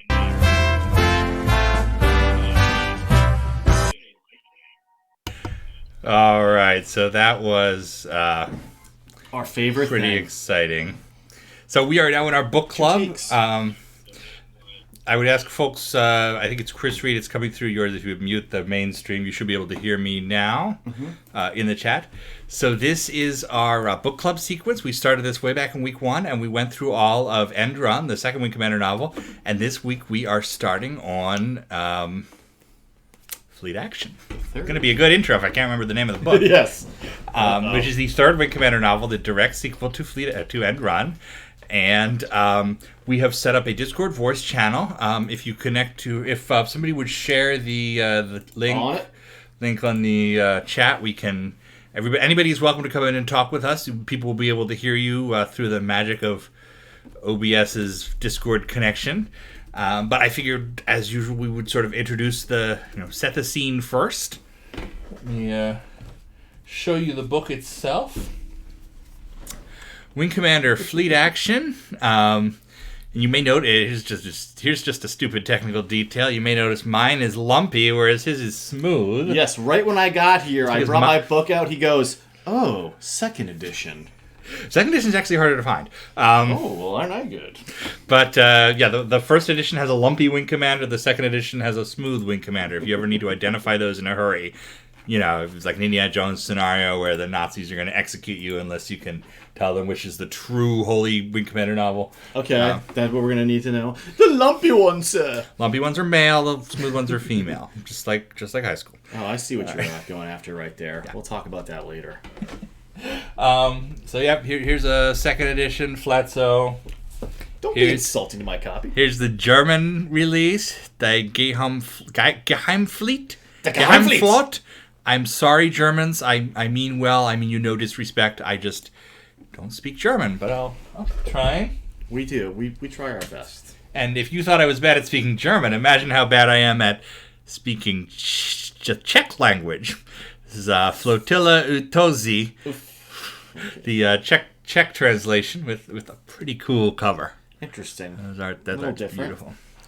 Anyway, Fleet Action was the third Wing Commander novel, the last one of the original package. The deal with basically things like the Wing Commander books come about because a book packager, in this case a man named Bill Fawcett, who is famous for putting together these kind of deals in the pulpy sci-fi world, he basically arranged this deal between Origin and the publisher Baen, which was that he would line up authors for these first three books. Baen would be able to publish a Wing Commander novel in perpetuity as long as they did one every single year. And at the outset, it was guaranteed that there would be three, and if it was a success, they would continue doing them, and if it wasn't, they would stop. And it was a pretty good success. They ended up doing 7 of them. Yeah. It ran all the way through 1999, and boy, I wish they still made them. But it was a great time. So the initial pitch to Origin was that the first book would be done by Mercedes Lackey, who was a very well-known fantasy writer, and Ellen Guan, who was the writer for Secret Missions 2 and Wing Commander 2. So it very much got the voice of Wing Commander at the time. The second book was End Run, which of course we've been talking about ad nauseum, but they lined up Christopher Stasheff as the first short story Milk Run. He was supposed to be the big selling name. He was a familiar, respected sci-fi writer, and then Bill Forstchen, who was an up-and-coming pulpy sci-fi military historian writer, got to do the lion's share of End Run, and people ended up loving him. He as we've talked about, it's hard to say he's at that time it would be hard to say that he was a brilliant writer or world-rearing, but boy could he write for teenage boys. He knows exactly what to pick on, and he also is using a very good database of information. He's just stealing the Second World War. So the initial plan was for the third book, which would have been the third year of the project, was going to be a book by Jerry Purnell, who was very, very... That would have been very big. He's the guy who did Moten God's Eye. He did his Code Dominion universe, a big, big deal sci-fi writer. And he loved Wing Commander and was interested in doing a story. He would have co-written that with Ellen Guan. Yep. And the idea was that it would cover the destruction of the Tiger's Claw. Everybody was really horny for the destruction of the Tiger's Claw at that time. That was actually the basis for System Shock. When System Shock was first pitched, it wasn't System Shock, it was some game called Alien Commander, which was set on the wreckage of the Tiger Claw. So everybody wanted to tell stories around that. That seemed like such a big deal in 1991-92. But that fell through. Bill Fawcett did not get the contract with Jerry Purnell. It did not work out. And instead, they said, oh, well, everybody loves End Run. We'll just bring back Bill Forstchen. And he will kind of be, from here on out, the voice of the Wing Commander series for the novels. Yeah. So End Run it's a big story, but it's also a one-off story. Yeah. And it was kind of an intentional Wing Commander ghetto, lore-wise, that they set up for it. They created some novel characters. They kicked a couple characters from Wing Commander 2. We're not going to use these guys again. They can be book characters. Anything can happen to them. So while the events of End Run are a big deal, they're also one battle, and they don't change the shape of the Wing Commander universe.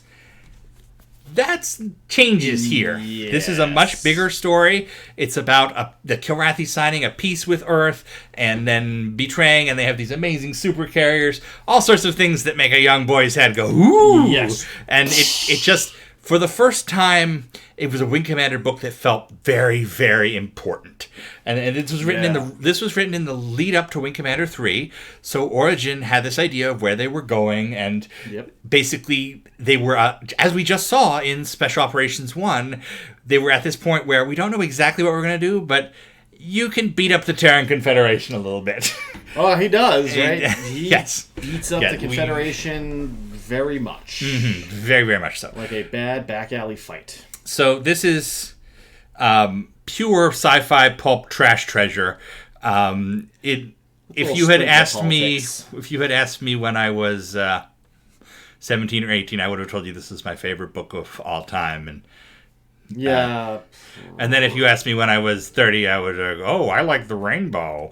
And then if you asked me today, like, yes, Fleet Action, the best book ever written. No, so and much like End Run, we're going to see there are ridiculous politics, there are crazy errors, there's all sorts of problematic things. It's wonderful. And this is only in the 2 chapters that we looked at today. We had a lot of stuff we pulled out. We had a lot to chew on in terms of things. A lot. Yeah, so we're going to try to go through this one a little bit more slowly. I kind of felt I got lost in... I wanted to we don't want to... We're like, when we're going through, we're like, okay, we're going to try to go through this a little bit slower. We're gonna examine it a little bit more. So we're going to do 1 or 2 chapters at a time, and it's going to be really fun. It always is. And this book is also... It's very much part of the transition from the Wing Commander of 1992 to the Wing Commander of 1994. The move from, as the games are changing from these sprite-based, kind of very classic pulp sci-fi to this sort of more modern, Vietnam-looking 3D games, and, we're changing from cartoon characters to actors. Yep. This game is kind of one of the things that rubs away those... It takes you from... It brings you from one to the other. Yes. And we're definitely going to see that, and that's going to be part of why it's so appealing. But as usual, I will summarize our first 2 chapters. We read the prologue in chapter 1 for this week. The prologue opens at the Kilrathi Palace, which he has stolen straight from Imperial Japan. Yes, that we talked about yesterday. It's the heads of all the 8 Kilrathi clans. In the time between End Run and Fleet Action, Origin came up with Bible information for Kilrathi culture. How they think, how their government is organized, and this is basically the most pure view of it. This is the first time we got to see how the Kilrathi society functions, and it's this amazing couple pages of political backstabbing and introducing characters, but story-wise, Baron Jukaga, who had been exiled at the end of End Run, has been recalled to the court, and he's again heading his clan. Because we're about a year later, right? It's about a year after the end of End Run. Yes, he says he's been in exile for a little over a year, and we'll see some back and forth of that as we go along. But End Run was 2667. This should be late 2668 or early 2669. Yep. Because time has to get a little bit compressed here, we say 68. Yep. Because Wing Commander 3 is We'll make 69. Some very clear things that dates are solid. Basically, the Kilrathi are having this war council. It's the Emperor, the Prince, Baron Jukaga, the heads of the different families, and they're saying, hey, bad news, we're losing the war. The events of End Run at Vukartag were a disaster. Yes. The Confederation, it's not only because the Confederation beat us in this one battle, but because they figured out this tactic of jumping behind our lines and destroying our transports. And that it turns out is something that Kilrathi culture is not designed to adapt to. They consider their transport crews and their support people. Yeah, it's a shame to be on that. Yeah, it's not something they actively recruit for. It's the worst of the worst, and so they're having all these supply line problems because the Confederation has been building all these cheap escort carriers and jumping them behind enemy lines and destroying factories and shipyards and transport facilities. And they're saying, okay, well, things aren't going well. We are in danger of losing the war. Yep. And meanwhile, there's all this political backfighting.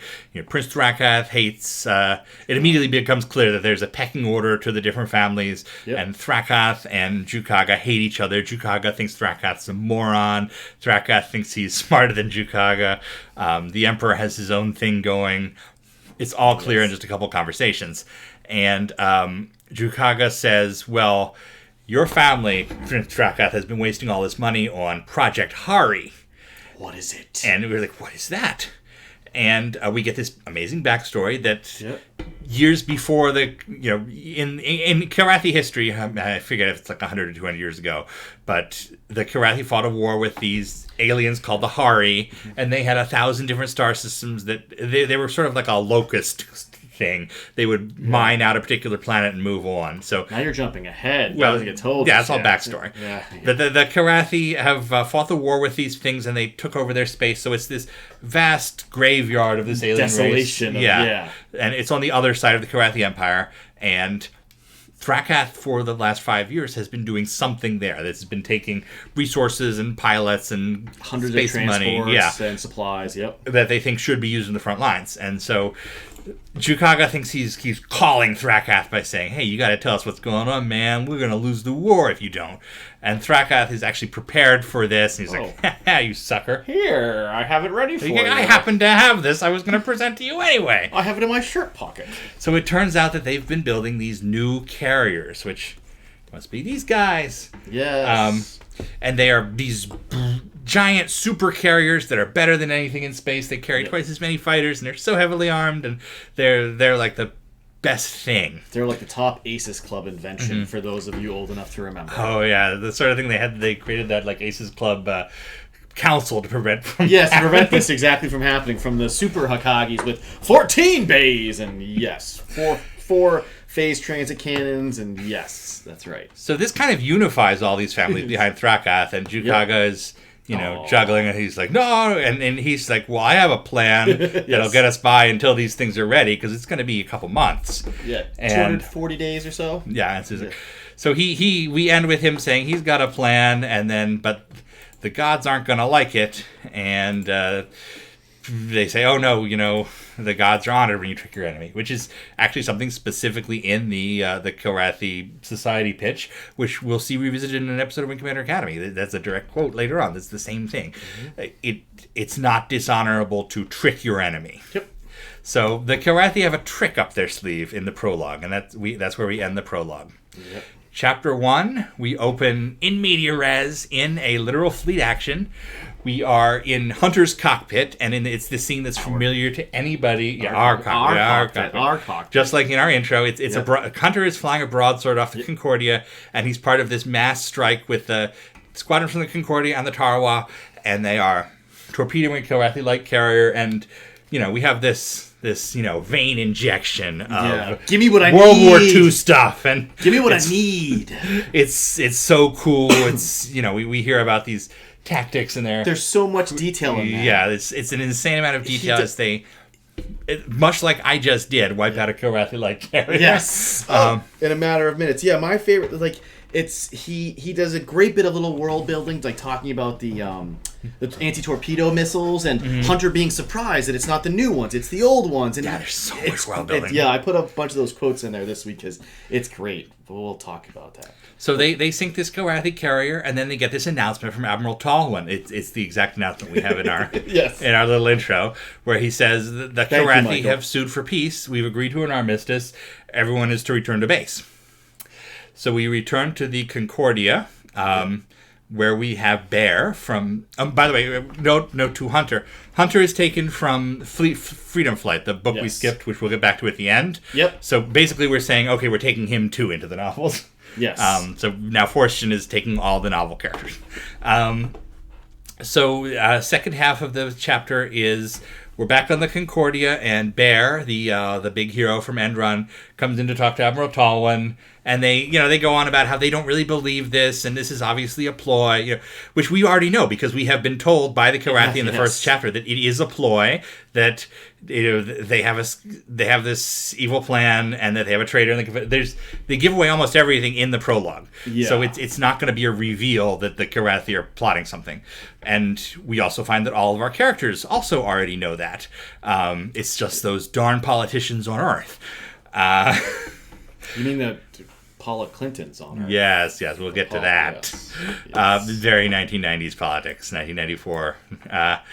So today. Bear's like, I don't believe it either, but you broke the rules, Admiral Tallwin. Yes. This actually came in an hour earlier. We should not have attacked that carrier. And Tallwin's like, I know. I broke the rules because we would not have a chance to do this again. You know, It would have cost us more if we had done it again. yeah, we lost like 5 ships and to take out a carrier. That's an insane deal. We couldn't have missed this opportunity, and we know the war is going to start again. So yes, I did this.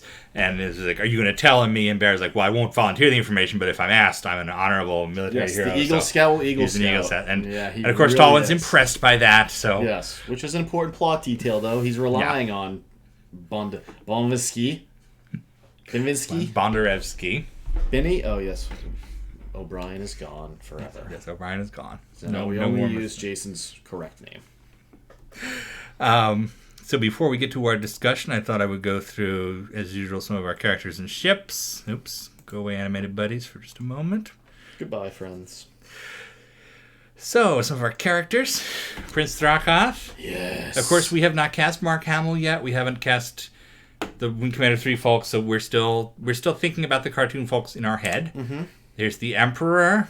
Yes. And then Hunter from Wing Commander 1, who is still a captain. He has not been promoted in the last 13 years since we saw him. It's a slow navy. Except when it's not. Yep, that's true. Oh, you know what? I just noticed Talwin has a bunch of ribbons. We should zoom in on those and figure out if they match the ones in Wing Commander. Producer, we got a ribbon note. ribbon note. Add it to the hopper. There's Talwin, Bear, our novel hero. Friends. How are you? Hello, I'm Bear. Hello, I'm Bear from Soviet Union. And Paladin gets a call out during the attack on the carrier. At one point, Hunter thinks about how Paladin recorded a Karathi transport blowing up, and they analyzed the footage and found that it had this particular sort of heat-resistant spacesuit, so the Karathi were secretly at this planet, and Marine Raider Battalion took them out. Yep. That's the sort of detail that you love in this. So. Yeah, he's great at just dropping those in. And then then you're surprised, you go, wait a minute, it's a real thing that he's just borrowed from and polished the details away, so it's vague. And here are our ships. Is the Hakaga carrier from the cover. We can talk about that in just a little bit. Yes, that deserves a The lot. broadsword that Hunter is flying. Mm-hmm. The rapier that Lone Wolf is escorting him in. Oh, I should have had Lone Wolf in the characters. I forgot him. That's okay. Saber is also from the battle. Yep. The only Kilrathi fighter we see is a Grotha, which Hunter's tail gunner Jonesy shoots down. The angry 19-year-old. There was no Kilrathi light carrier canonically at that time.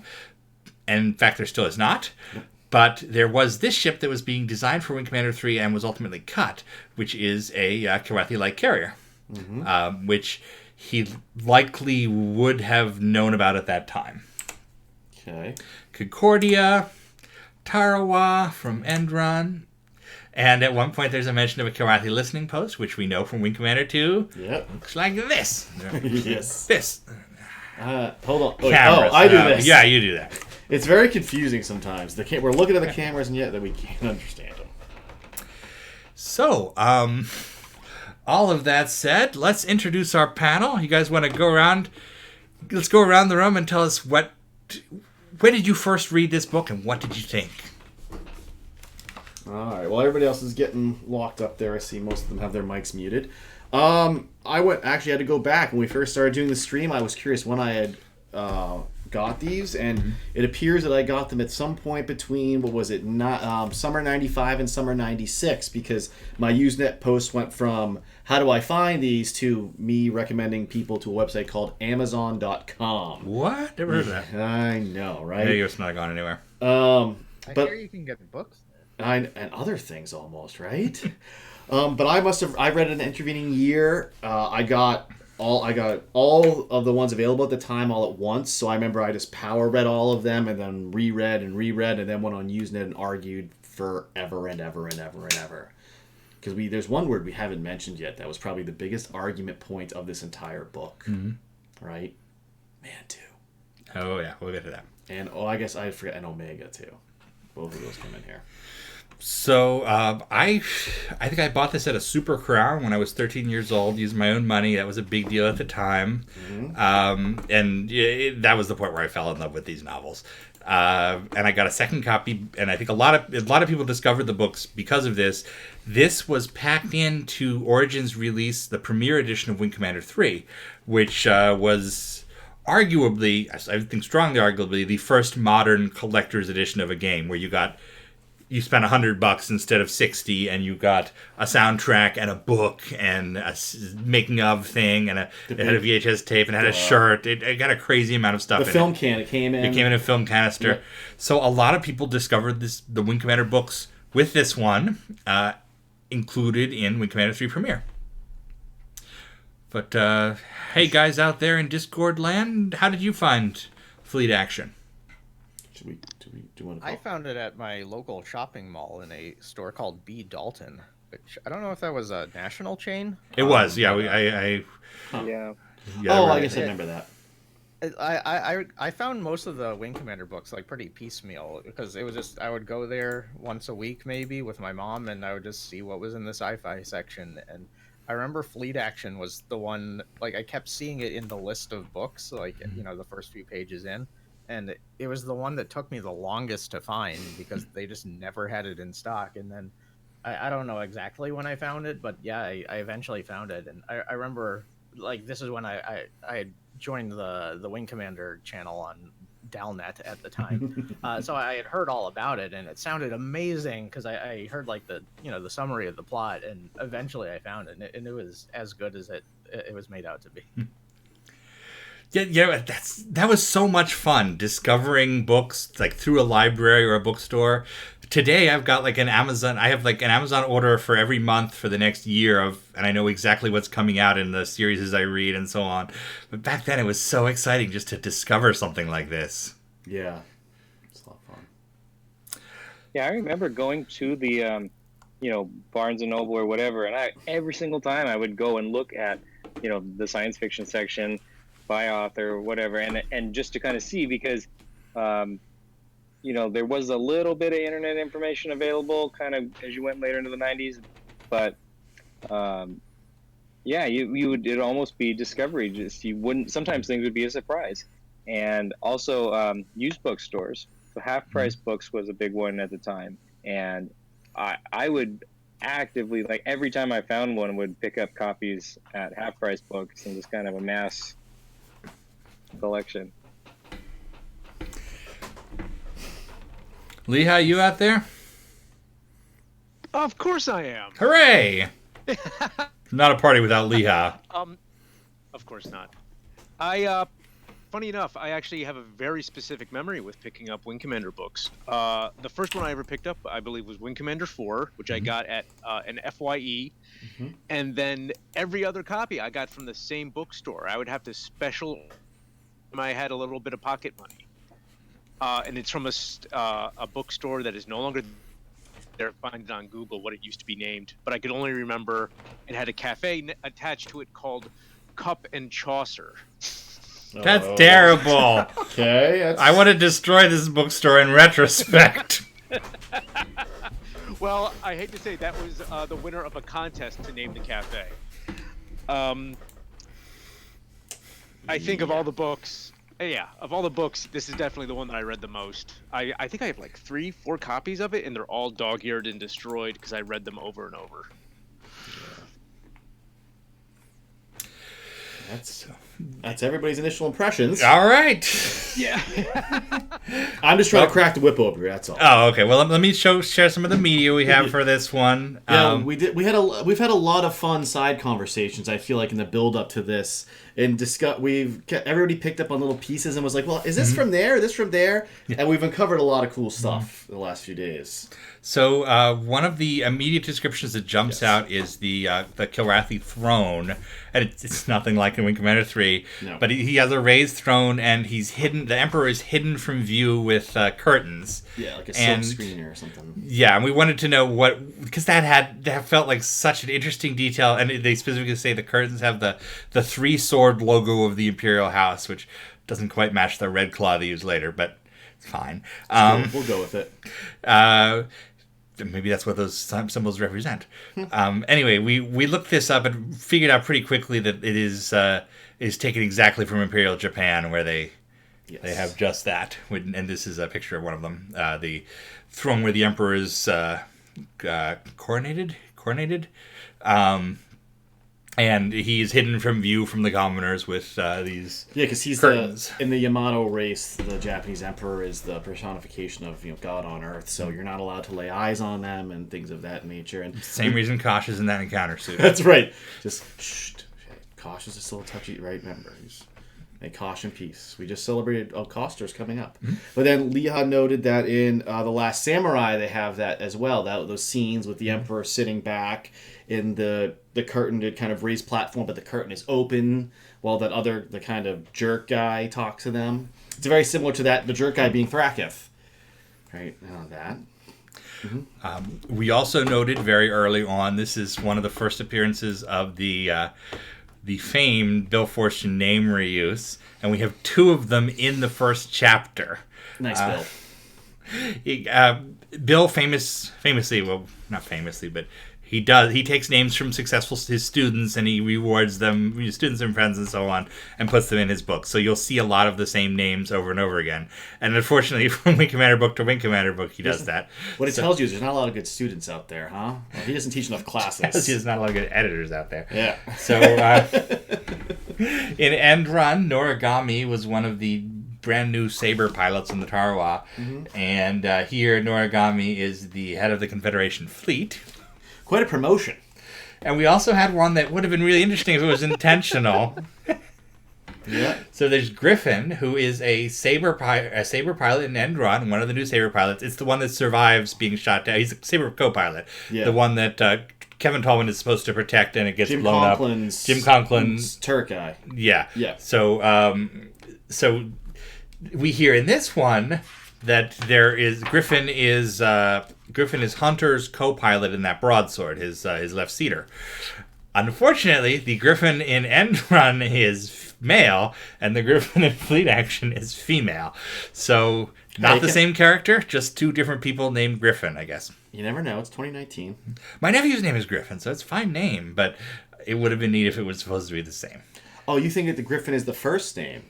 It could be the first name, it could be the call sign. I always assumed it was a call sign. Yeah, I thought in End Run it was just the last name, but that's interesting. Yeah, it's not clear in either one, if it's first name or last name or anything of that sort. I'm laughing at the name of anyways. Talk about that one later. Yeah, we'll talk. Let's put that off. So, revisiting Fleet Action today, what did you guys think? I felt it starts off kind of awkward. Like that first chapter, like there's a lot of like heavy political chat in there between Tolwyn and Bondarevsky, and it lays it on pretty thick. And excellent book, but I felt like it doesn't start on its best foot. Yeah. What was interesting to me was when you read back is that the prologue and chapter 1 are essentially telling you the exact same information from both perspectives and just removing details depending on who's talking. In the Kilrathi side, they talk about how the Confederation has picked up on this and they're going to launch these deep raids, and then in the chapter 1 they talk about Operation Red 3 and how it's going to be 8 light carrier or 8 escort carriers jumping behind the lines to go after their logistical chain. Which I was like, it almost felt repetitive to a degree, to give you from both sides. The thing I was really that's the chapter 1 part, but the prologue where you like you were saying with the world building, all the Kilrathi clans and all that, thinking about it like in universe perspective, getting this glimpse into all the different dynamics, it's pretty cool to get that insight, for a change. And one thing that struck me doing a very close read of these first 2 chapters that I had never really appreciated before is this book has a very, very odd narrative shape to it. Normally in a book where we're going to have this surprise Kilrathi fleet that battles them at the end, you would not tell the reader in the prologue that it's going to come.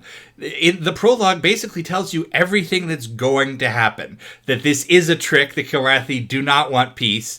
That they have these secret carriers, that they're going to use them. Yep. It even to the point of it tells you that there is a Kilrathi traitor in the Confederation State Department. Yeah. Like all of this detail is thrown at you right there at the start.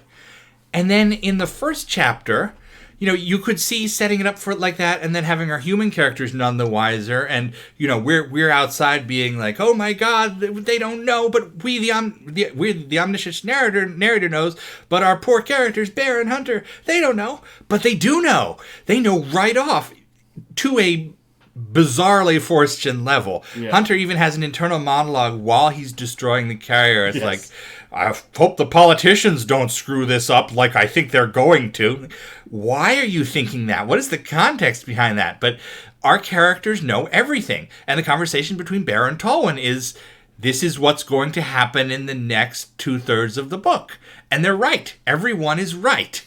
Yeah, they're a little too smart. It's like they read the prologue too. Yes, and yes, they got the early release. Yes, I think what we're seeing here is he is specifically demonizing these politicians. Sir. Okay, that's very obvious. Where'd you get that? But he's shaping the. Obviously the politicians are idiots and everything is terrible and they're terrible and so on. But he's not just literally saying that over and over again. He's also shaping the book in such a way that the reveal, the thing we're set up for is the reveal to the politicians that they're idiots. Yes. These politicians we don't even know yet. We get the name of Foreign Secretary Jameson, and that's it at this point. Yep. Which reminds me of, I think it's in Slaughterhouse 5, where Vonnegut it's his critique of the Jesus story, where he says the problem with this story is that it's all set up to make you think, oh, they really picked on the wrong guy when they put Jesus on the cross, which has its companion thought, oh, there's a right guy to pick on. Yeah. And that is very much what Bill Forstchen is setting up right here. There is no surprise for the reader. There is no surprise for the characters. There is this inevitable... Yeah, that big scene. There is the wrong guy, and he's going to get screwed over. Yes, and he's going to resign and everything else. Yeah, it's almost a little disappointing because I wonder like what the book would have been like if it didn't like put its hand right on the table and show you everything right off the bat. Yeah, it's this extreme fetishization of the military. You were saying just before we started that it is the view of someone who loves the military but did not serve, that all officers are perfect and they know everything. That they're all right wing and that that none of them believe in anything that is not, very conservative and because my first question before we sat down was, he didn't serve, right? And yes, and then it's okay. That makes perfect sense then, because this is the type mentality you'd expect from someone who's fantasizing about what their ideal military would be like. It's not about pure patriotism in this way, that beyond the politicians. Let me pause for a question from chat right now. I was going to get to that when it was about the audiobooks. Yes, Sebastian asked, have the Wikipedia books ever been released as audiobooks? Unfortunately, no, they have not. That would be fantastic. Don't make us read them because we're terrible. No, you don't want us doing it. You definitely don't want us. I will say, and this is an odd thing. I think I knew before, but I was just recently reminded of the Wing Commander 3 and 4 novelizations. They were not released as audiobooks, but they were released in Braille. There's a library in Washington State that to this day has Heart of the Tiger and Price of Freedom available as five books of Braille, and I would love to see that someday. Huh? What library is it? UW or something? I can find the link. The National Center for the Blind has a universal library, so you can search Braille around the country. That's got to be in Seattle, I bet. I'll send you a link. You can see if you can beg a person there. That's right. Yeah, I don't live there anymore. Chris. Yeah, Chris Reed will have to take care of that. There is a hack or a shortcut whereby if you buy the Kindle version, Alexa will read it to you. Yes. One big thing about BAM books is they're all DRM free and they don't restrict them in any way. So if you have any of the reading services, they will read it to you, but it's not really the same as an audiobook. It's like Arkil Ratti. Tolwyn talking. To Yes, you. our tall one was one of those. Yes, if 'cause that was not obvious. We learned we're not good Oxford British impersonators. Even there, that's such a cool detail about Tolwyn that he went to Oxford, and we only hear about it in passing and talking about his accent. Doesn't match with the movie information about Tolwyn, which puts him at the University of Reykjavik. But Just reason. they're They're close. They're both on islands. So yeah, Anyways. All right, let's move along, sir. What I've else? got a couple of do? medias to share. Yes. That's all right. Why don't we? Do we? Well, Oh, you know what? Let's talk about the Which the one? numbers. yes, and this is So- something that I specifically asked Ben. I was reading the other day, and I will fully admit I am math numbers not my strong suit by any stretch of the imagination. So when you try to They're also not the strong suit of Dr. Forskin. yes, which then made me feel a lot better today when you guys were like, well, only some of these are right. The other ones are completely him falling into the wrong system, which made sense then to me, someone who's not good with decoding numbers. Oh, I'm not that stupid. He's also stupid, making me stupid, trying to figure out his stupid conversions that don't make sense. You're both stupid. No. Thank you. I appreciate the honesty. So what we're talking about here is that in the prologue, the Kilrathi have all sorts of crazy ways of saying numbers. So they'll say like 580 or 6 8 of 8.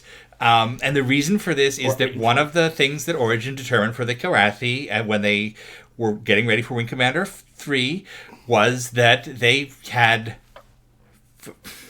I know. 4 fingers instead of no, they had 8 fingers instead of 10. Yes. So they would So maybe it was naturally use a base 8 numbering system. Maybe it's like do that. So instead of thinking in terms of 10s, they would think in terms of 8s. And I will note, I've got some pictures here that I will share. It's about 50-50 as to how the Kilrathi are represented finger-wise. I saw this picture on Twitter the other day, and I had to... Not that one. No, oh, not that one. Oops. That was a boat. There you She's go. spoiled. You're going to see a boat later. Yeah. So Ah! here's a fearsome Kilrathi warrior. No, I just thought that was cute because here's the hand from the movie and the face to match it. They really go with They really do match. that guy. That's actually a better looking Kilrathi. It is. So here is, courtesy of Joe Garrity, a actual Kilrathi claw from Wing Commander 3, and you can see it makes a big point of having 4 fingers instead of 5. And you will also see this on like the cover of Kilrathi Saga. There's a Kilrathi claw hand. holding the planet, Yeah. and 4 fingers instead of 5. But as you can see, hey, here's Thrakath. He's got 5 in this version. So it goes back and forth in the tie-in media whether they get that right. But it is something that gets carried over in all the novels, this base 8 numbering system. Except, and I think Mike here can tell us how base 8 actually works, it's mostly not right. Yeah, it's terrible. I mean, well, I wouldn't say terrible. It just No, it's- you can tell that he sort of understands, but not really. He just uses the word 8 so a lot. So the way humans work, we do things in base 10. So you say 10, you say 100, and that's how you do it. So when he says 8, that makes sense, and when he says 8 of 8s, it sort of makes sense because that would mean 64. But more likely, they would have some sort of like word that, like how we say 100. We don't say 10 of 10. We say Yeah. 100. So they would have something similar. But then he also starts working in 80 and 40, and those don't have any significance in Well, the there's a base terrible one where he says 8.500, meaning like 1,200. Yeah. Yes. Yeah, it's just you It's- can tell he sort of gets it, but he doesn't actually understand it.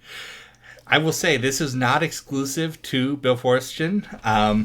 The other Wing Commander product in active development that came out pretty much around the same time as Fleet Action was Wing Commander Armada, which had beautiful, beautiful, wonderful, amazing manual, Voices of War. Best manual. And one of the things that immediately stuck out to everybody was there were Kilrathi dates, which were like 5,406 as the year. And then there were the human dates, 2654. And I remember spending weeks, and I'm not good at math at all, but weeks trying to figure out, what does this mean? Can we determine the orbital period of Kilrath from this? Because we know this Kilrathi year is the same as this human one, this one's the same as this one, and so on.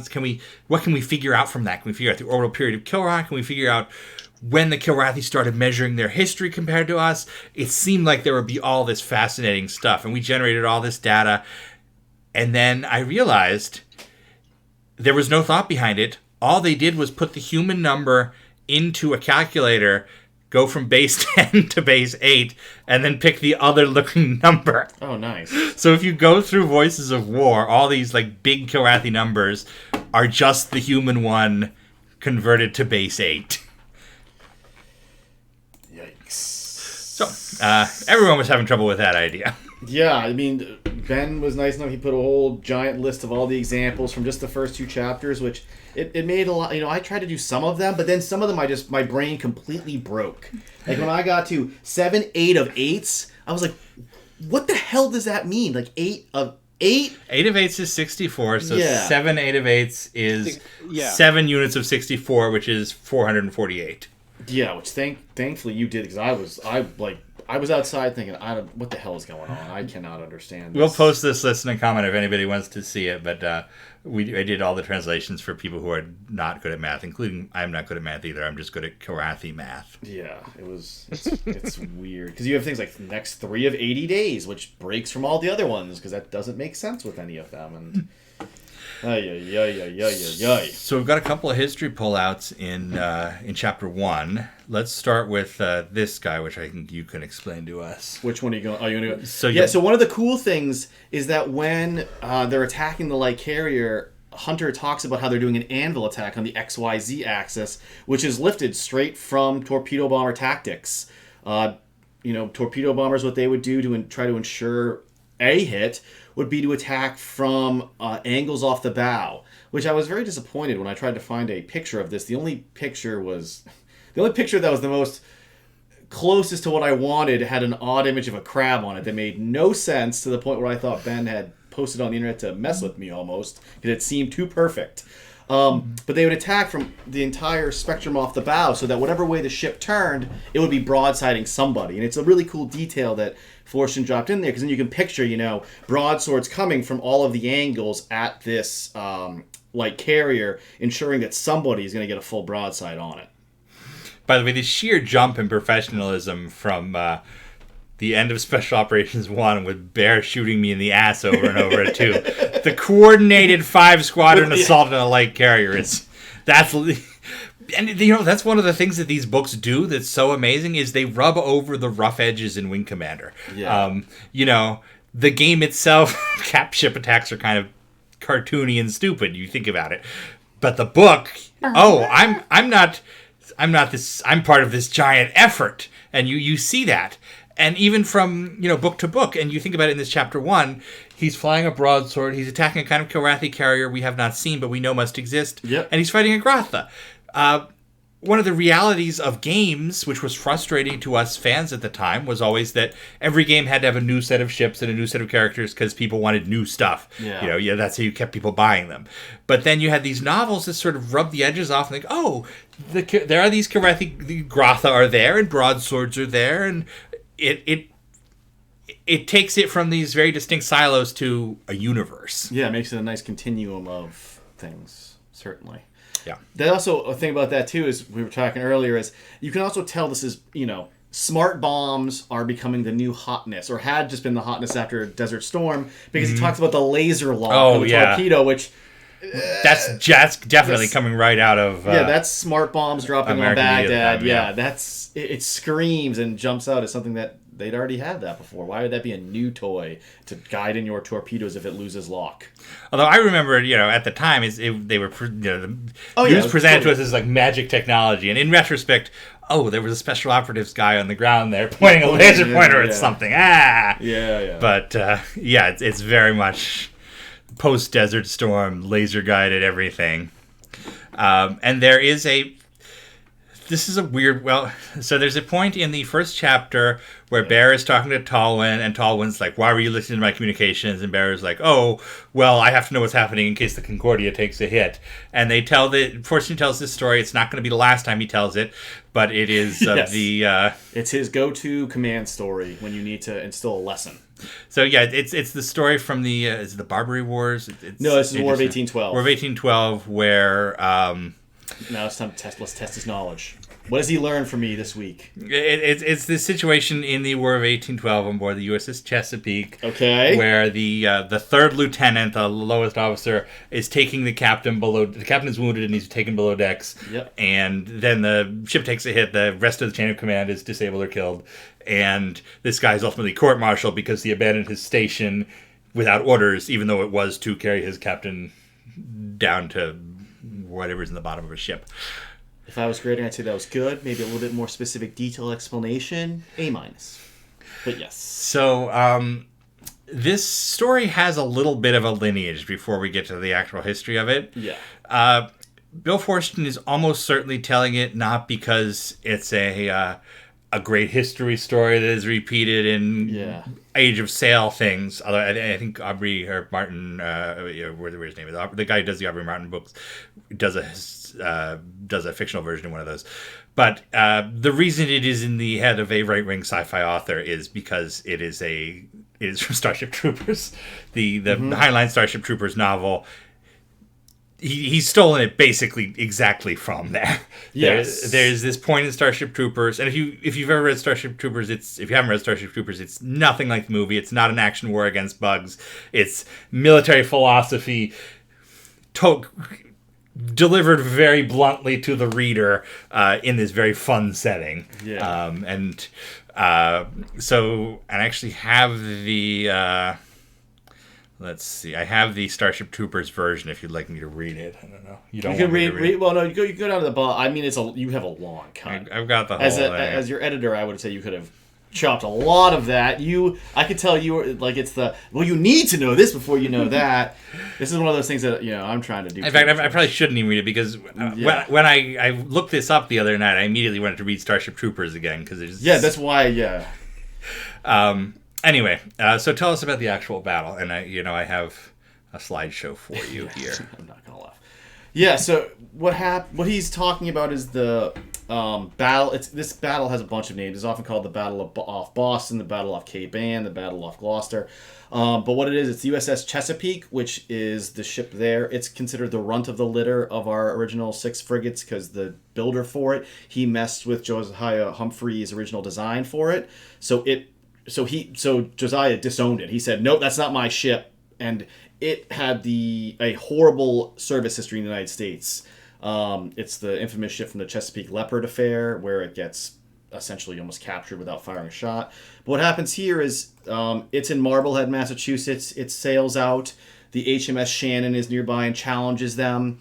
And HMS Shannon, it is probably the most well-prepared warship in almost history. I mean, you have a captain who's a top-notch commander, expert in naval gunnery. His sailors are at peak training. He's been training them hard for months, which is the exact opposite of any other ship in the British Navy at the time. So they had this battle off of Cape Ann, in just a couple miles off Boston. And in the process, the two ships eventually collide. There's a boarding action where in the initial moments, Captain James Lawrence is gravely injured, and William Cox, the gentleman who will have a crappy life because of this, he brings his captain downstairs, where the quote that today we always there's the battle. There's the quote we use today, and I love it too, is "Don't give up the ship, fight her till she sinks." Thing is, James Lawrence is screaming that like, "Don't give up the ship, fight it till it sinks, blow it up." Right? He doesn't want. He's trying to get them in exasperation, like, let's not have this happen. But while that happens, all of the senior commanders who are left on the top deck are either seriously wounded or killed, and as a result, the Chesapeake is taken. So William Cox, who's downstairs, that's him, he is with Captain Lawrence, and because he's now the senior commanding officer, and all this has happened in under 11 minutes. This is a very, very quick battle with the boarding action, and as a result, he's the senior commander. The ship is surrendered. He's taken prisoner. Well, it falls onto you. He is taken prisoner with 300 others, and eventually he'll be released and discharged from the Navy. where he will be charged with dereliction of duty and discharged in disgrace and having unofficer-like conduct and not being there for his ship. And what happens is actually his family will fight to clear his name. That's Captain James Lawrence, the gentleman right there. They'll fight to clear his name, and his great-grandson will spend 20 years petitioning the government. And in 1952, Congress passes a resolution, and then President Truman signs it, clearing William Cox's name and restoring his rank to 3rd lieutenant. Which is interesting because Starship Troopers does not acknowledge that. It says they were never able to clear his name, and I looked online and people were saying, yeah, Heinlein was wrong. He's using it as an example and it's wrong. Yeah. But yes, so that is a thing. That is, and it's not that it will show up again. Fortune likes to use that. Yeah. A lot. But in his defense, he's stealing from the right place because Starship Troopers is excellent. Yes. Another bit is we have this comedy moment in the prologue where Baron Zhukaga quotes a human proverb, for want of a nail, a shoe was lost, for want of a shoe, a horse was lost. And then one of the other barons goes, what's a horse? And it's a human war animal. Classic Star Trek alien misunderstanding thing. But I wanted to look up that proverb and see if it had some particular origin, and it does not have an agreed upon. It's something that goes back to the 13th century at least. The first usage is a German poem by a man named Friedank, and that is all I can tell you about that. But it is omnipresent in human culture. Now, should we go through some of our questions for our crowd? Oh yeah, absolutely. What do you think we should? What one are you interested in asking them? Is this story too big? And that's a good one. When I saw you, that's because it's something you don't really think about at first, but then you realize this is a very, very big story that its center hinges upon the very survival of the Confederation's homeworld. And I mean, obviously at the time when I first read it, I knew that we had to win somehow since Wing Commander 3 occurs. But it's got there's like so much in there, and I have a funny feeling we're going to realize how a lot of that political stuff gets it's top heavy, and we might not have realized as kids that how much he's throwing it on us because it's politicians, whatever. I don't click by the news, right? I don't care at 16. Yeah, and I will say I am an avowed fan of the tie-in novel. Put me in a 1980s airport bookshop and I will fish for a lifetime. Star Trek, Star Wars, all that stuff. I eat that up. But there are various levels, and at this time, the standard for a Star Wars story or a Star Trek story or something like that was to tell a story that didn't matter at all. It was, a story of the week. The crew goes to a planet, somebody has a romance that will never be mentioned again. Very simple stories that don't matter. By the late 90s, you're starting to have crazy crossovers and taking things in insane directions. But at the time I read this for the first time, I was like, wow, this is really impactful to the Wing Commander universe in a way that tie-in books are not. And that really stood out at the time. And even today, I wonder, did they give him too much freedom to kind of tell this important juncture of the war?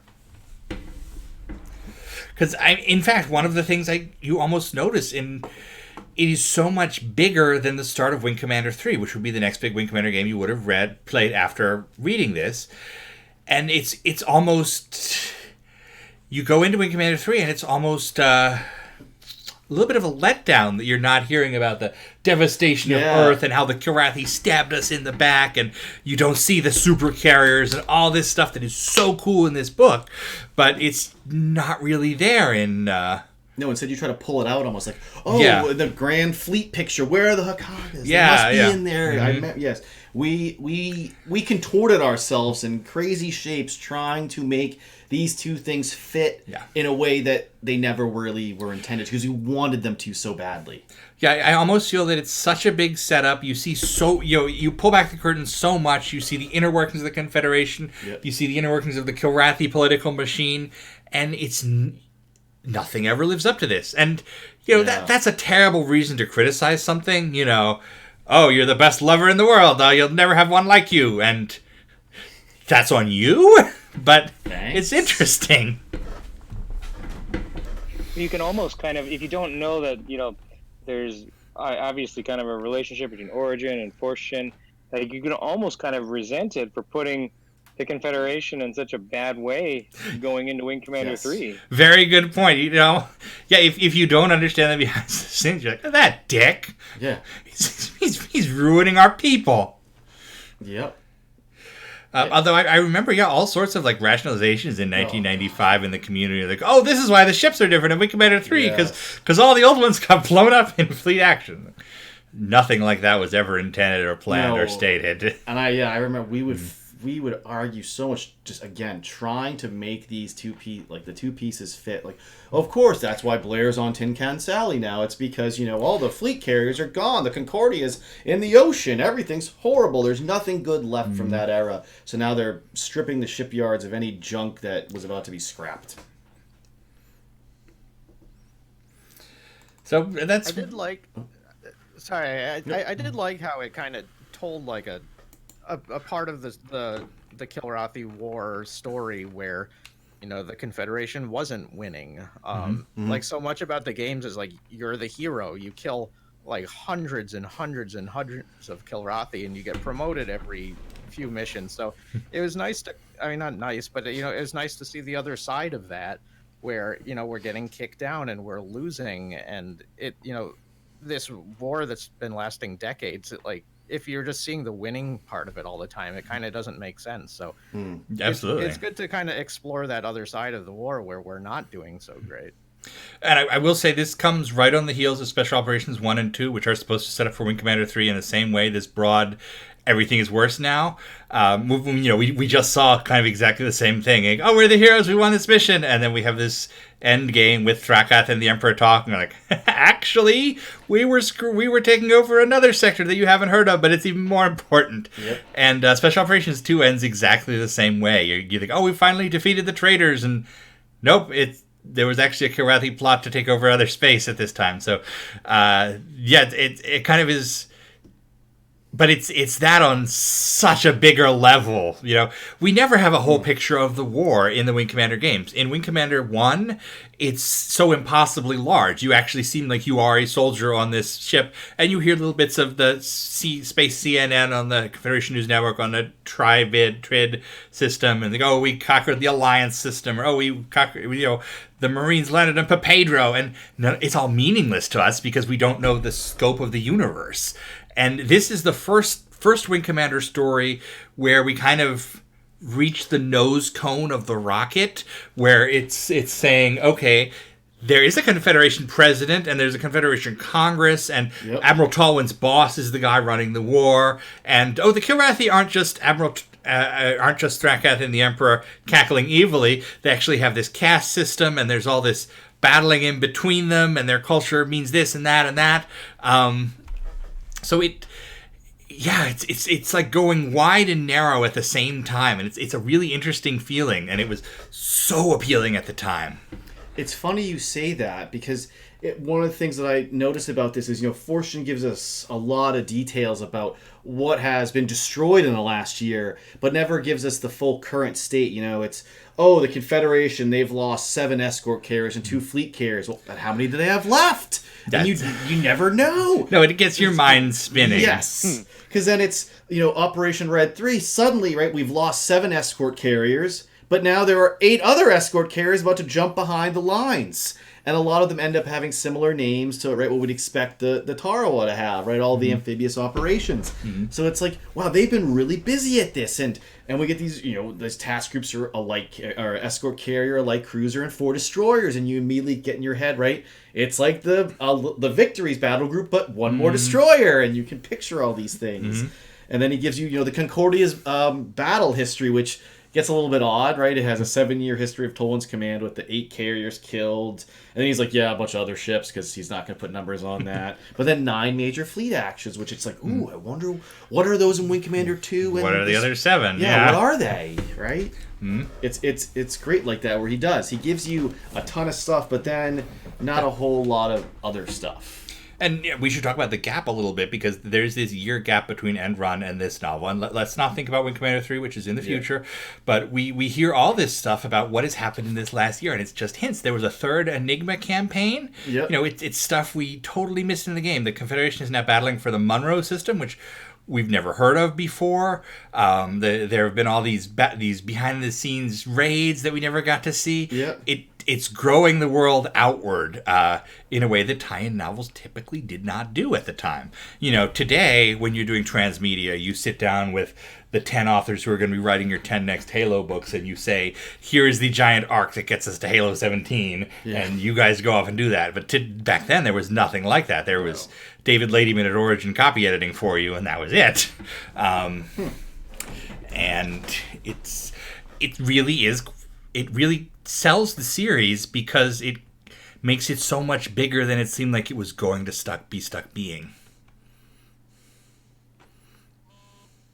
That's your guys' cue. Somebody talk! That's your guys' cue. Okay. I'm trying to give you guys a... There's something about this book. You touched on briefly about how it between what was and what will be, in that, you know, you transition from the sprite era to the Wing Commander 3 FMV big budget Mark Hamill stuff. This is almost the summer before college of Wing Commander things. Yeah. Yeah, that's a great way to put it. Yeah. But what really strikes me about this book last night, and I flipped through my other novels, and I cannot find any other book or any other part of any of the other books gives us as much information as the prologue does about the rest, all of Wing Commander. Yeah. There's so much information. It builds up not only what's going to happen in the rest of the novel, but it also fleshes out, you know, of course, you know, what happened in the past. That's just a given. The fact of the matter is, it's kind of, I'm not going to say it's like a day in the life of, but it also emphasizes, which I think might be the first time, the Kilrathi. You know, usually it's been so Terran-centric that, you know, okay, you have some interludes with the Crown Prince or whatever, but now we're finally seeing something that's, I don't want to call it humanistic, but they seem smarter. Yeah, well, they seem, I'm not going to say fleshed out, because they are also a little stereotype villainy, but they are becoming more integral to the plot line. They're not just the villains. Yeah, and I would say in back in Freedom Flight, we had a little bit of that, but it's on a much, much more personal level. It was, here's how Hobbes's mind works. You know, it starts off with Hobbes being mentally tortured to reveal something, and then he defects. Yeah. And we see kind of his inner world, and we see, like, how the Kilrathi have their rages, and they react to this and this.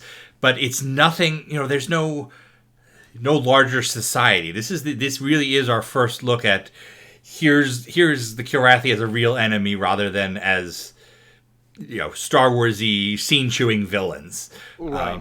And I think that's what serves kind of the point what you were saying before, is the story too large? And I would say that actually, no, it is not, because what we're seeing is Forstian is attempting to make it large. You know, it is in the sense of, well, I'm going to just do this just because I can. It's actually him trying to, I mean, yeah, I don't. I think you're exactly right.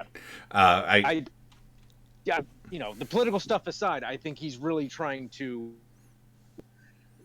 purposefully make it more colorful than the games would even allow at the time. Yeah, he's very much taking ownership, and we should respect that. I you know, now that I think about it, that is a terrible way to put it. Is it too big? No, it's very big, but it should be respected for that. It's like the Cobalt-60 music. It's different, but it brings in something. It brings you so much more to have that difference, and I think it's very intentionally crafted that way. You're right. And I even say, to what you guys were talking, maybe think about with Freedom Flight too, is that he actually, you know, he must have read Freedom Flight or something, right, for this, because he brings like Hunter and then Kira. Yeah, he's very much grabbing the. Yeah, because they're orphans at this point. In novel terms, they're orphans. They were going to have more novels about themselves. There'd be something with the destruction of the Tiger's Claw. We would have followed Hunter after that. But now that they don't have Ellen Gawne doing more of those books, Mercedes Lackey or Jerry Purnell, they have those two. And by the way, we just got a great question in chat. I want to The cover. Yes. Can we talk about Mufasa 245 says, can we talk about the cover? Yeah, the Cover is well, great, you know, there's supposed to be if there's one thing, and I even have this. I think in one of my notes, or either I forget, it might be written down where it's. What did I use my exact phrase? Was Enemy Olaf, on of massive munitions or something? Because once again, Fortune is talking about. Where'd it go? Oh, I think we deleted it. Where he's talking about all those antimatter explosions, how they're going to drop all the antimatter bombs on Earth, all the antimatter bombs going off on Monroe, right? Yeah. When they're destroying the plateau, and then the cruisers shelling all of those things. So, in terms of that specific question, absolutely, these are not realistic explosions. It's representative. We're supposed to look at it and say, okay, Earth is being endangered. Although, again, there's an insane spoiler on the cover of the book. Yeah, that the Coggers are going to make it all the way there. The part of the cover that has, or at least back in the day, helped us sharpen our talons in the battling teenage years of Wing Commander fans was the ships themselves. Yes. There was a huge contingent of people who said, oh, this is slush artwork. This is some generic ship. It's not supposed to be the Hakaga from the book. And then, of course, there was this other very literal group of people, myself included, who said, of course that's supposed to be the Hakaga. And history has proven that group right. Yes. First of all, these were painted intentionally for the Wing Commander novels, the first three anyway. These and Action Stations, done by Paul Alexander, and they were written to the book specifically. So this is supposed to represent the carriers. And while yes, it does look like a classic 1980s Paul Alexander sci-fi ship, look a little bit more closely. It's also a Rolari. He has seen a Karathi ship that he's basing this on. He hasn't seen a Karathi ship that he's basing this on that was our sense of a Karathi ship at the time, but this is absolutely him seeing a Rolari and painting a big battleship version of it. Yeah. And you can see the details in the novel, the 6 encased engines and the flight decks all over it. But I remember back in 95, 96, Darkshear on Wing Commander at IRC chat. He was the first guy I ever knew who did 3D rendering, and I kept begging him to render one of these because I just love this cover and I wanted to be able to put it in different angles. And it is one of those things that fans have absolutely kind of calmed down about over the years. And of course, this is a Hakaga. Yeah, now it's very, now where there's a bunch of fan versions of it. We've seen it. If you've played Standoff, you've attacked one and destroyed it and put a lot of torpedoes to that sucker. And I will say, in terms of it being representative versus literal art, absolutely representative because even in the book, the carriers don't go to Earth like that. So it's not a sea. It's not, and it's similar to. And I can actually pop over to it. The cover of End Run, which is 100% Wing Commander. Yeah. But it also doesn't really match the details. The Tarawa is not CVE-12. Those aren't actual Karathi ships. They're just very similar to Karathi ships. So it's much more representative than a literal Earth is on fire. And I remember being bugged by that at the time. It's because you want something. I think even today you want something very literal. You want that. Here's a scene from the book. I want to peek through a scene from the book. But I guess we never really get that for any of these covers. No, not really. But yeah, the evolution of the Hakaga, that'd be an interesting jump back into using that to see our old awful art. No, we should never look that up. Those we were probably very, very horrible. Thrakkath's description of the carriers in the prologue is just wonderful too. Oh, it is so good. It is like the paragraph it has 3 80s and 6 8s of strike craft and fighters. 6 separately contained bays. It has 4 8s of mass driver quad batteries, 4 8s of neutron and laser batteries, 6 Gatling launch tubes for anti-torpedo defense, 3 consent. Like, it just keeps going on and on. Oh yeah, good. It's almost pornographic, but it's just great. I love it. Yeah, even though they blow the surprise, it still is pretty cool because it builds this anticipation, like, holy cow, what's gonna be like when we finally have to fight these things. Yeah. And, I remember spending so much time trying to figure out the exact details from quotes in the book. Now we can just search the Kindle version and get everything pretty quickly. But I have, like, composition notebooks where I've written down the armaments and the length and yeah. That was perfect for a teenage Wing Commander fanboy at the time.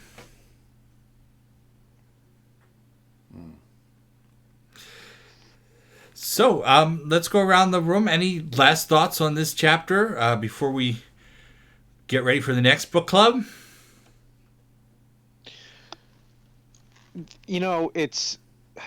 It's strange to come back to this one because I had such fond memories of it, and what you guys touched on before about it starting off kind of an odd tone.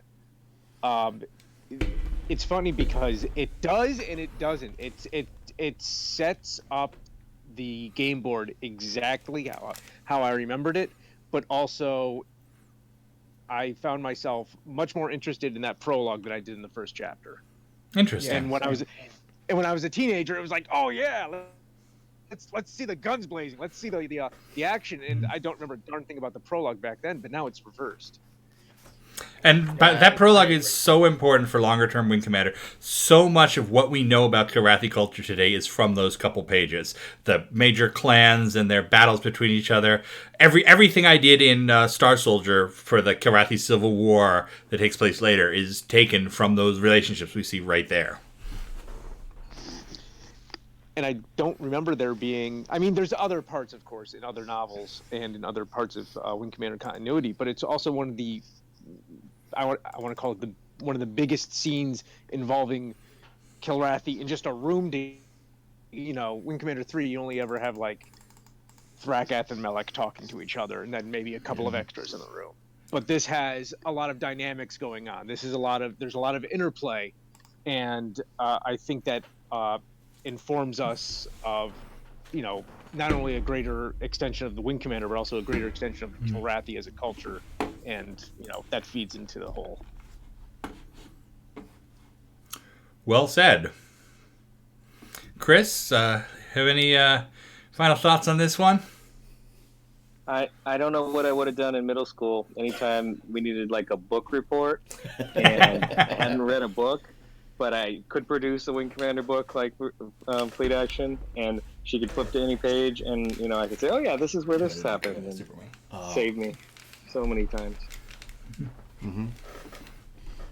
It's funny. That just reminded me. I when I was in high school, I wrote a book report on first Doom novelization. That must have been a deep story analysis. Flynn Taggart across other franchises as well.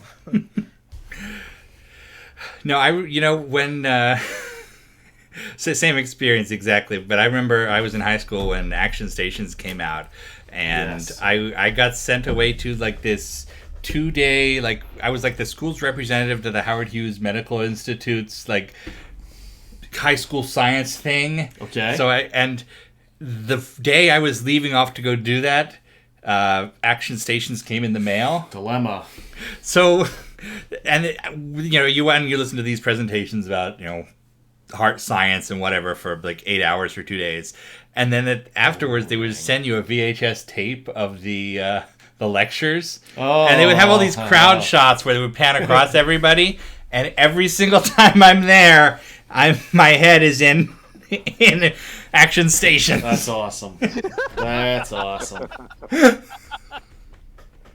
you go. Money well spent. Money well spent. Trelane, you got any finishing thoughts for this one? I really just echoing what Leha said. I definitely the prologue was definitely a lot more interesting.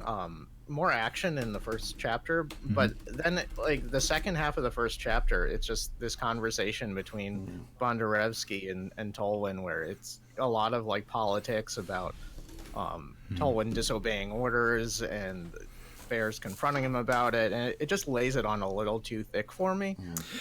And we're without spoiling it too much, we're going to see a reason for that.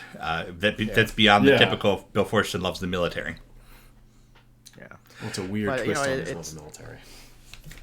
We already kind of know where the plot goes because it's laid out to us right away. But it's going to be a good read. I'm excited about it. And you know what occurs to me, just as we're saying this, the title of the novel is really underwhelming for what it is. I mean, it's spoiling. Yes, the book is going to be about a fleet action. Well, fleet actions, it's one gigantic campaign, right? Yeah, it's fleet actions. So it's that same thing. Everything is very much setting us up for something. But anyway, thank you guys for coming out. Hey, I have a final thought. Oh, you have a final. Okay. The one thing about this that I love, where you guys are talking about all these different details. For me, I was surprised by how much I was just dragged right back into, like, most of the notes I took are all in the numbers about the different raids, what was destroyed, what was by each side, what are they doing now, their strategy of things. Because that's one of the things that always grabs me is those extra details that helps build out the rest of the war. You know, I always want to know, give me one more detail about a carrier, right? Like hearing about those, the anti-torpedo missiles. And we'll have to later talk about Bill Forstchen's odd love of submunition weapons because, the last book had them, this book has them. But it's funny, like, I'm really looking forward to reading this as an adult now, to seeing, after years of learning about all these other things in the world, where else Bill is borrowing some of these ideas. I mean, the core tenet of this is Imperial Japan in the Second World War, with the Americans cutting off their logistical chain through our submarines. And the Japanese, they did not escort a convoy. What are you, a loser? Nobody does that. But then the line in there about, cruisers have to escort convoys now because we don't have destroyers because they're being destroyed. That, I was kind of shocked by how much immediately I was building out that world based on, what I've learned about the Second World War and the two of them just sucking me in very quickly. I'm looking forward to going back and dissecting those battles. I am too. It's going to be a good one. So 2 weeks from now, we will read chapter 2 and 3. I know 3 especially is a very big one. So look forward to that. And I really appreciate you guys coming out. This is a tremendous amount of fun for me. We have one more thing to do before we end this show. We're going to take a look at some more of those sprite sheets. But please join us back on the stream. Time is not bad. Time is not bad. It's sort of bad, but it's not too bad. It's not too bad. That's somebody's estimates were wrong. All right, so we're jumping to the sprite sheets. All right, I'm going to disconnect from that. All right, everybody. Oh, yeah, let me switch back. Disconnect my... All right. So we thought that before we got to Clyde and so on, we've been talking a lot about Super Wing Commander. And one thing that we haven't been able to play yet, we're getting there, but I thought I would go through and share with you I recently generated the sprite sheets like you saw, but for all the Super Wing Commander ships. Yeah. So you can see how weird this is gonna get. It's gonna be a trip, man. It's gonna be a trip. And I've done them in claw march order, so get ready. Is there any other order? That's the only order. So here is the Hornet, which is a totally new design for Super Wing Commander, and it's beautiful. I love this one. Yeah, I like the little wings on the end, the winglets. I would say I like this better than the classic Hornet. Ooh, it'd be fighting words. Scimitar, which I think probably looks familiar. What is that? Why am I feeling that? I know that. So this appears as the Banshee and partially the Phantom in Armada. It's the Demon from Privateer. Yep. They've taken that model in all sorts of different directions, and here's the Super Wing Commander version, which is the classic Scimitar medium fighter. Yeah. The Rapier, this one is stunning. The Rapier looks really good. And if you play Wing Commander Arena, you've seen that there were several takes on this as later variants of the Rapier. Just a good look. And by the way, that triangle logo you can kind of see center under it, that's the Tiger's Claw or Confederation logo that's repeated a bunch in Super Wing. Raptor, this one makes people angry. What do you mean? That's my Gladius. Yeah, the Gladius from Armada and Privateer is the Raptor in Super Wing. It's kind of stinky.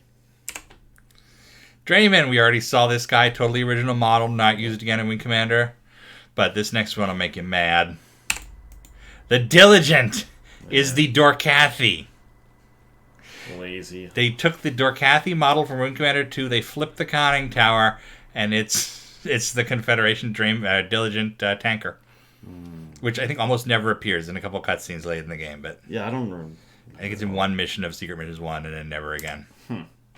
The Venture, which it looks super broadswordy. It's an original model, but it's a really pretty one. Yeah, it's I don't know what I think it is. My brain is telling me I should know, but It's like a broadsword and a saber had like a weird night together. Yeah. And 9 months later, this happened. okay. Yeah, that's a good point because the cockpit looks very much like the broadsword, and the ass does look like that. Here's the Exeter destroyer, which is modified from the Gilgamesh destroyer model from Wing Commander 2. Streamlined though, and not quite the same. Yep. The Bengal, which The Lexington? yes, you know it better as not the in-game Lexington, which is gray and wider, but the cutscene Lexington from Wing Commander Armada. Yep. The Tiger's Claw. The Salthy, Chocolar. which you know is a Chocolar, but it's also the Salthy in Righteous Fire, flown by the Retros, which actually makes Righteous Fire make a lot more sense. It's supposed to be this old Kilrathi design that we should recognize, but they took the Super Wing one instead of the Wing 1. Yep. Dralthy, I mean, everybody knows the Dralthy. It's the privateer style, the same style as the cover of our Academy, but not in Academy. The Dralthy Mark 7, we typically call that. Totally original, the Krant. I know the standoff guys use this as the Vatari from Fleet Action. Yeah. But this was the Krant. This was designed by Sean Murphy, and it's a beautiful, It is a super Kilrathi feeling ship. It really it feels like it should be a heavy fighter though, as opposed to the Krant. It does. And I love how because it's got the angled wings like bird of prey down with all the guns or whatever's coming off. It actually, because the Krant is very imposing in the game, Yeah. and this feels much more Yeah, right. that is very imposing. Here's a weird one. Okay, the Talon from Privateer is the Grotha from Super Wing, and that's a crazy one that no one ever thinks of. I love the purple lipstick. He's got a purple nose. Yeah. It's like, I guess that makes it Kilrathi because it's got a purple nose. Yeah. The Jalthy, which it's a Jalki that's been recolored, basically with bigger wings, kind of like a banana. At least it's clear to you can make out more of the actual shape of the ship now. Mm-hmm. Right, it's better to kind of tell. Ah, what's that? Do we have a special delivery? Special delivery. Ooh. And it's very heavy. I was gonna say yeah. Sorry about that. For you. And it's very hot in this room. Yes, it is. I know. Because of our talent. Yeah. A package has arrived. We did not actually didn't logistically think think this of this through at all. No. Do you want me to take it away? No, I can move it over here. Okay. Yeah. But Alright. hey, dude, you got a Dell? Did not get a Dell. This is, in fact, the newly delivered Power Mac that we're going to be playing Super Wing on. I would open it, but there's packing peanuts and everything. Yeah, so it's just... We actually opened the box, and then I never thought to take it out of the box. So And it's pretty well... Yeah, no, we're not going to do that right now. We're not going to do that right now. But it's here. We're going to set it up. Yes. We're going to play some Super Wing Commander really soon. Yes, it's going to be very exciting to... we're gonna see if Bertha can rise again. Here is... looks like a molecule chain. This is the Dorkier of all things. That's so... Which is the Kilrathi listening post from Wing Commander 2. Now it's a transport. With some extra Christmas ornaments hung off of its bottom. It has the ornaments, but they're not so Christmassy in the original version. Yeah. Here is the Lombari. We actually looked at that last week. Yep. Here is the Relari. Which is a weird... Kind of a generic cap ship feel to it. Yep. Frothy. By the way, if you've ever played Super Wing Commander, the intro, they're like, Frothy target, and then it's not this. It's a snake ear. Yeah. There's the snake ear, which Christino is the carrier from Armada. Yeah. The Chirac. And Here's this, the Seavar, Seavar Dreadnought, which looks like a teardrop or a vacuum cleaner, or Don't cry for me. It's a Kilrathi dustbuster. And last but not least, right. the famous Star Post, which I think gets reused in System Shock, maybe. I have to check that out. Anyway, Isn't that reused as well for the Savar shipyards? Yeah, they use it for that model too. Yeah. So that, we just thought we'd give you a little taste of Super Wing Commander to come. As always, thank you guys so much for coming out. We kept it to 2.5 hours. 2 hours 41 minutes. I mean, not so bad. So we've cut Getting some there. time off. Someone estimates clearly need double checking. Or someone's piloting skills should be celebrated. Well, I celebrate those, but someone put 3 minutes on their Drayman talk, and that was clearly bullshit. All right. Well, thank you guys for coming out. Yes, we love this. Thank you guys as always. So much fun, and we'll see you next week with even more Wing Commander. But wait, don't forget. Would you like some generic food? Generic food. Now I've got a tomato right here. No, so, it's a generic. Just a generic food. It's a generic apple. Generic foods. Thank you for sponsoring this show, Generic Foods. Let's go eat some tasty generic foods and watch Discovery. Here's Clyde. Wow, that mace sure packs a punch. In real life, nuclear weapons aren't allowed in space. That's thanks to something called the 1967 Outer Space Treaty, which bans the installation of weapons of mass destruction in space or on the moon. That doesn't mean space is a nuclear-free zone. Many long-range probes use atomic batteries to generate power. That lets them continue operating when they're far from the sun. The United States even developed something called Project Orion, in which a spacecraft could be propelled across great distances by dropping hydrogen bombs behind it. Arthur C. Clarke even used this as the basis for the Discovery in 2001: A Space Odyssey, but it wasn't seen in the film because director Stanley Kubrick thought audiences wouldn't find it believable. See you on the next exciting episode of All Wings Considered.